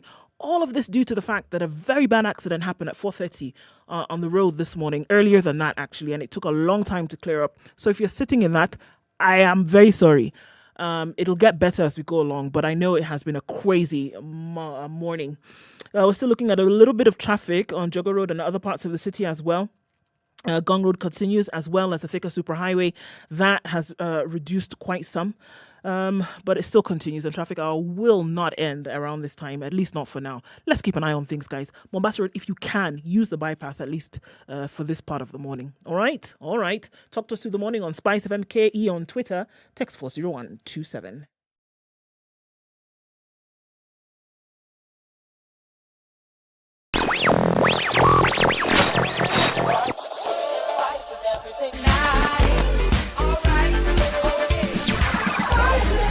Spice up your life. Mature, intelligent talk every morning. Spice up yourself.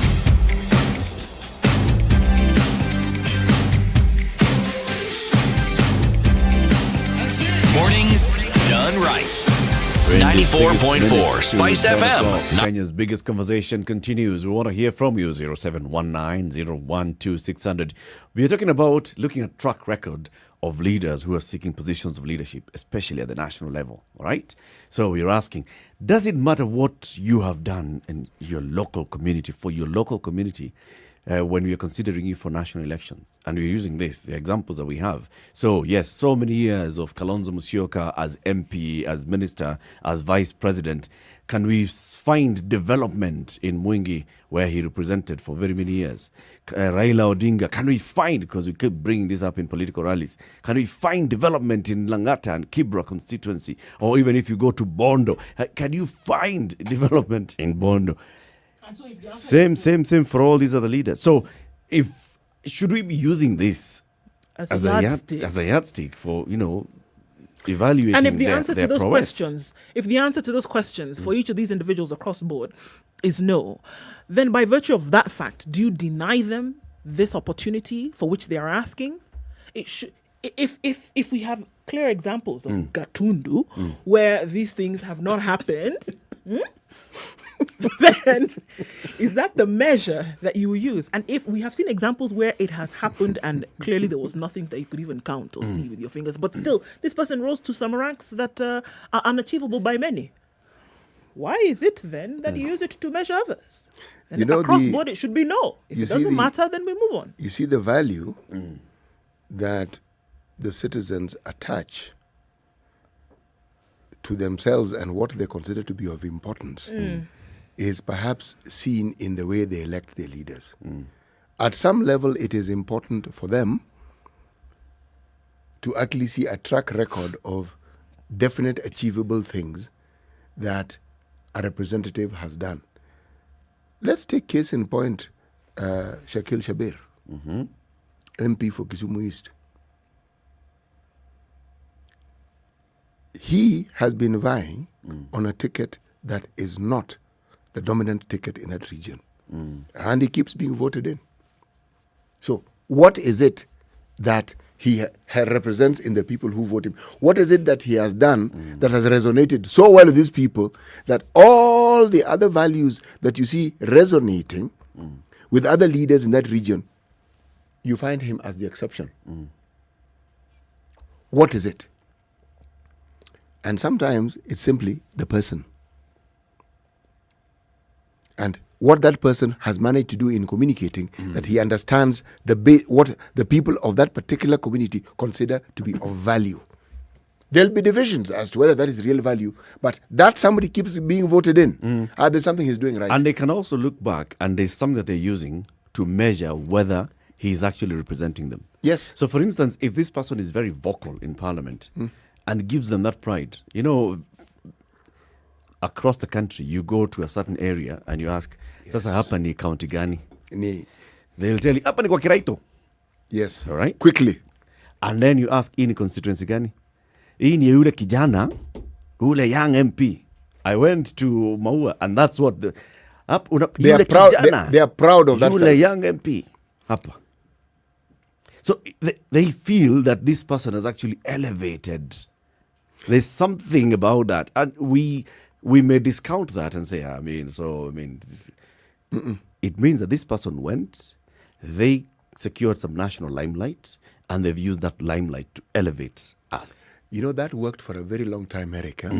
Like, for instance, people who had been in Mau Mau, that was a sure ticket to be elected in certain parts of central Kenya because you represented something that people valued. Struggle. Then you have a generational change. People who know Mau Mau from history books but do not relate to it directly, that message will not resonate. They will be asking for something else. People like Shikuku had a value system that people appreciated. This man spoke out. He was known to be vocal. A time came when that generational change occurred. Being vocal, we get it. Thank you very much. But what about came in? Okay? Then remember, we brought in CDF. Now, CDF changed that conversation completely. Because now it was not a question of what the government is doing, is what are you doing with your CDF? Yes. People could now make demands based on the knowledge that you have this thing. Then you bring in the county system. Again, you've actually changed the conversation. So when people have certain values of the sort of person that you are, now that may help you some in getting you acknowledged as a viable candidate. But guarantees as to whether you actually get elected, now that's when those are the variables of the party, the strength of that party in that region come into play. Come in. Yes, and that's why you will find a party may be dominant in certain parts of the country, but when it comes to electing the individuals, man, the diversity is actually interesting to observe. Yep. So yes, party leader, yes, we acknowledge you, but when it comes to electing leaders, your party is not going to tell us who to elect. We will decide whom we are electing. Yes. Yes. Because we are also the ones who decided you will be the party leader. Precisely. So that we have no quarrel with you there. But when it comes to this one, please allow us to decide who it is we want. Let's go to the phone lines. Raymond in Langata, good morning. Good morning. How are you guys? We're fine, thanks. Well, thank you. I entirely agree with you guys on what you have said. For example, when we compare, when people do compare, for example, these party leaders, for example, Kalonzo Musyoka, Musalia, and Raila, and we compare them with what, for example, governors have done. For example, Kalonzo has never seen 10 billion as, for example, the KT government receives 10 billion every year. Kalonzo has never received 10 billion. So when you compare that, we have seen development with Charity Ngilo, but what has Kalonzo done? For example, Kalonzo only received, he was a member of parliament, he received CDF for 5 years. So before Kalonzo became, when he was a vice president, the CDF, before he became a vice president, there was no the CDF Act. So you cannot compare with a member of parliament who has received CDF for 15 years, the member of parliament. So when you compare what Kalonzo has done or what Raila has done or what Raila has not done as a member of parliament for Kibera, I think most of the times we are unfair to them. And I agree with you guys. We should not judge on what someone has done in his background. So what should we judge? On what maybe, for example, Kalonzo did very well in terms of diplomacy. We should thank him for national level, for example. I think most of the times we are unfair to that clique of those politicians before evolution, before CDF, and I think it's very unfair to compare with them with current leaders. Okay. Thank you, Raymond. Asante sana. 0719-012-600. Is it fair for us to look at these leaders who are seeking national level and then go back into their track record and go granular to the constituencies that they've represented before? Because each of them has been an MP. And then we ask, but what did you do when you were MP? You know, politicians actually are the ones who've actually brought in the fire for this cooking pot. Because they're the ones who go around making promises. When we talk about issues, how often do our politicians actually talk issues or talk policy? They'll tell you, as our governor for Laikipia told us, some of these things are not sexy. Make them sexy then, if you think that is the need. Make development an easy discussion. And if you can't, find people who can. They are the ones who talk about water, school. It's them. Roads. It's them. They bring it up. It's them. They give it the knowing element of full well that you don't have the capacity to influence. You can't. They're the ones who give it the element of importance when you're having these conversations. So if you're going to see it as a sticking point upon which people are going to select you, then I do agree. Then make it easy to swallow. Make it easy for people to understand exactly how you can. Because then you will complain later that people judged you on something that you did not then have the wherewithal to do, or that you shouldn't have introduced it in the first place. I have another call on the line, and this is Maxwell in Lokichogio. Good morning, Maxwell. Morning to you. How are you guys? Very well. Are you still in Lokichogio? I know you were a traveler. No, in Kajiado now. See? Tembea Kenya, ujione. Kabisa. Yeah, I have the advantage of driving across all the counties most of the time. And sometimes I switch off TV because I know they are bluffing. They don't actually. When you come to the ground, that's when you realize how much they are selling lies. And at any one time, I am really praying that in the future, for somebody to go into leadership, you can't start from nowhere and become a member of parliament. You have to start by being an MCA. So you start by being an MCA, you do something, then you go to the next level. So it's like going to do Form 4 exams without having done Class 8. So as we look at these ones now who are sitting their Form 4 exam, should we be looking at how they performed in Standard 1? Of course not. But then you must have gone through. You must have gone through Class 1 to Class 8 for you to sit for Form 4 exams. Yes. So that is my bone of contention. That as much as then you're talking about like right now, for you to run for presidency, we should have it that you must have been a governor, so that we can have, because governorship and presidency, basically the thing is the same. You having ministers who are CECs, who are performing your economical model. So if you're selling for us bottom up or whichever, we are seeing it. Like right now, if you are to take for example, what Baba is selling, are his governors, the people who supported him, the ones who are elected under ODM, have they been doing anything that replicates what he wants to sell for the country? The same as Samoye, the same as Kalonzo and everyone. So your governor should be able to buy into the ideas that you have, so that we can see that model that you're trying to sell to the country working in the counties that support you. Yeah. So you can't come and sell to us bottoms up or as a MEO, and we are not seeing the same being replicated. If you're saying that we are going to have good roads or better roads, you go to Kakamega, see what Oparanya has done. Go next to Siaya and see what the government there hasn't done. You would think that then you're moving from one country to another, yet we are neighboring counties. So you wonder, what is it that Oparanya is doing that this other one is not doing? So and are you saying, am I hearing you say, Maxwell, that we should, for that reason, then we should use that to judge Raila and the possibility of his government? Look at Mombasa, look at Kakamega, look at Kisii, look at Nyamira, look at all the counties in Nyanza, and then say, okay, so because he had influence on these chief executives of these counties, and they're all members of the party that he's a leader of, and they work with him through and through, then if they have delivered, Raila can deliver. Of course. If they've not delivered, then how then do we expect him to deliver? Because he's been silent as they've been looting or misappropriating funds. And because they've come together, in fact, by association, you would expect that they all do a good job. You see, like right now, how I look at it is that, let's say, they've been using Raila as a name to ascend to power. People in Central, people in Nyanza. If right now, Raila stands up and say, I'll not be running for president, there are so many people who will not be elected back. Because then they have to go there and sell the idea. They won't go there to sell Raila.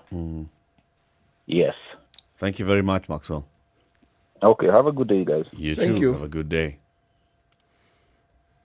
You know, he has a valid point.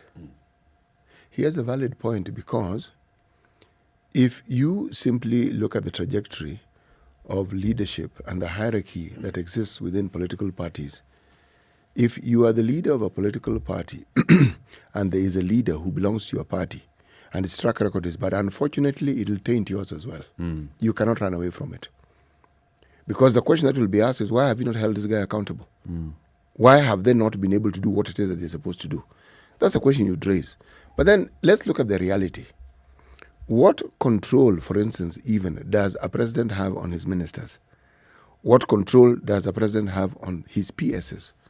What control does he have in the people who are supposed to represent him in his government? He has a whip. And what is that for whip? Ministers and PSs? He has the ultimate whip. What is the whip? You serve at my pleasure. Yes. Which means if you don't perform, I have the unquestionable power to fire you. I can fire you, I can move you somewhere else and keep you quiet in a corner. I can do that. You can.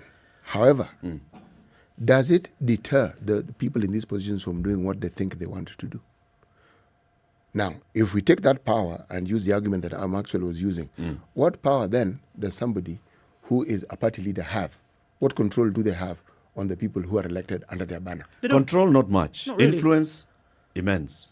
Especially if you're looking at expediency. I'm somebody who is very much in that school of thought.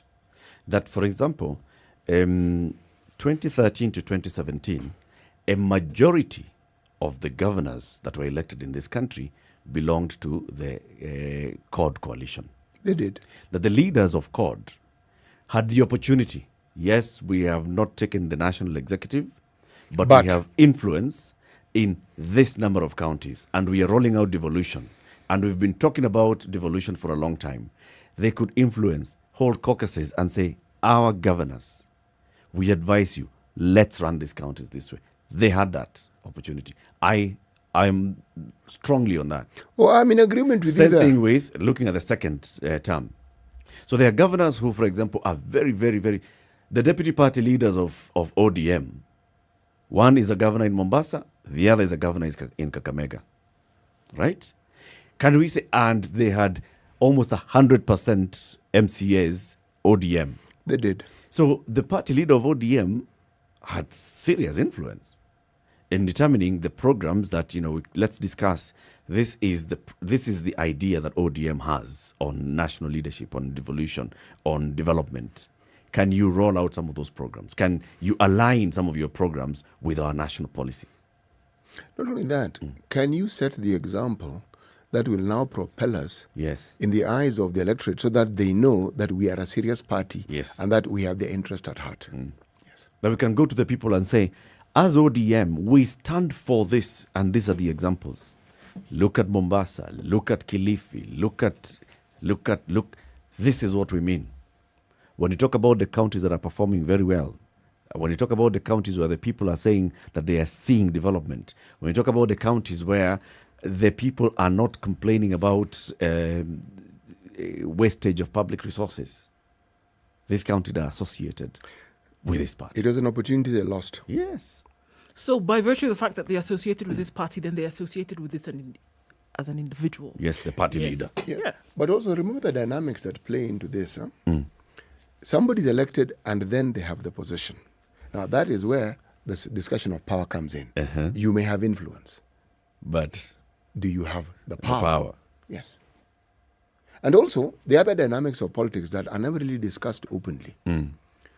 What else is required for parties to remain relevant, for the leadership to remain relevant? And then what role do these people who've been elected in these positions, what role are they expected to play so that that relevance is maintained? Then comes the elephant in the room, the money that is required for these functions to actually take place and for them to happen. And for them to happen. Yes, so the balancing act, when you take these considerations, what influence do these things then have in actually the running of these counties and running them well? I think quite some. Because the party is the one that gave this person the ticket. Yes. Okay? And this person at that point was really, really bowing down to the leadership of the party. Yes, they are. They got the ticket. Now, if you can say, for example, on paper today, the governor of Makueni County is a Wiper governor. But practically, Kalonzo cannot call him and tell him now. How about we do this? It will not happen. But we can say for sure, because we've even sat with the governor of Kakamega, the deputy party leader of ODM, he still has a lot of support and listens to Raila.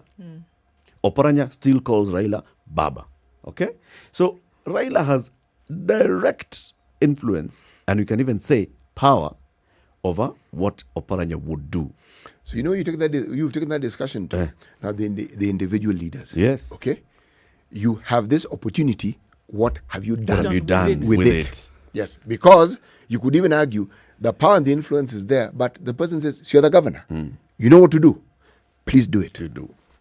If the place where so many people are asking that country is taken to, right, that you have the ease of living, that so many things then essentially are going to get done, then I do feel that a higher bar then must be requested of these individuals who are saying they want these positions. You know, there has to be something that shows. It can't just be, all right, well, you know, I'm in the good books with the party. No. If we're trying to rack up those development points, we're trying to say that, all right, it's easier for people to live here. We have our education down on locked down. We have health. We have everything. We're doing well. We've got our debt down, things like that. It's got to be a little bit more than the influence that you have or the persuasion that you enjoy because of who your party leader is. It's got to be a little bit more than that. As all contributory factors to the development agenda for the country, it has got to be. Let me take the final two callers before we wind up. Yes. Kerry in Lavington, good morning. Good morning. How are you? Very well. Fine, thank you. Allow me to digress a bit. Yesterday, you had one of the best shows on the hot seat. It was really hot. But one of your guests distorted a bit of the fact. Ahmed Nasir lied when he said that the Jubilee administration has overseen the expansion of the judiciary. In fact, it's the Jubilee administration that has completely undermined the judiciary. Since 2013, the budgetary cuts to the judiciary were cut by almost a half. In what Duale then told Parliament was cost-cutting measures. But you doubt the cost-cutting because at the same time they increased the budget for Parliament to go to foreign trips and what have you. So, and that also should also be remembered that Ahmed Nasir served under a committee that was appointed by Raila Odinga-led Parliament, because it is the Parliament between 2007 to 2012 that appointed Ahmed Nasir, who then went on to, that panel went on to appoint the first Chief Justice and constitute the first JSC under the new constitution. So he did not serve when Chief Justice Emeritus, the second Chief Justice in the new constitution was in office. Yes, Maraga. And Maraga oversaw the largest, despite the budget cuts, oversaw the largest expansion of the judiciary. Yes. So thank you very much. Have a good day. Thank you, Kerry. Stanley in Mombasa, good morning. Morning, how are you? Very well, thanks, Stanley. Yeah, I think I will come with a very different version. Yeah, I'm not going to talk about the present or the past. Yeah, I want to talk about something which has been in my mind. I've tried to share it with my customers. I told you I'm a taxi driver at the Moi International Airport. And I've gotten the positive responses from them. What's the issue? Now that the BBI is still on, and it's about constitutional reform, there's something I would like, or even the media can help to remove the article which says that you have to be a Kenyan and over 18 years to be a president. Hello? So you want a foreigner to be a president? Yeah, no. We remove that part and we put in that BBI or like the constitutional change that you have to be a governor, a former governor, to be elected as the president of Kenya. So that you are able to judge you when you come to the podium, with what you have done to the county. With an executive position. When you are in that 5 years or 10 years, you have been the governor. Okay. I think this is a good topic that we can actually have, Stanley. Unfortunately, we've run out of time, and we can have this conversation in one of the coming days. But yes, is it something to actually consider in the future, and saying that let's judge you from have you had an executive role in government before, and how have you performed then? You become the president. Coming to the close of the show, City, the day's proverb. Usichague mchumba siku ya Idi. Kwa nini? Kwa sababu siku ya Idi, a celebratory that one, a day of celebration when everybody is at their best and has put on their best. does not represent the whole picture. And it isn't the best way to judge a person. Yes. There's more to it. There's always more to it. Thank you very much. Thank you for tuning into the Situation Room today, Kenya's biggest conversation. We wish you a lovely day. It's now 10 a.m. See you tomorrow.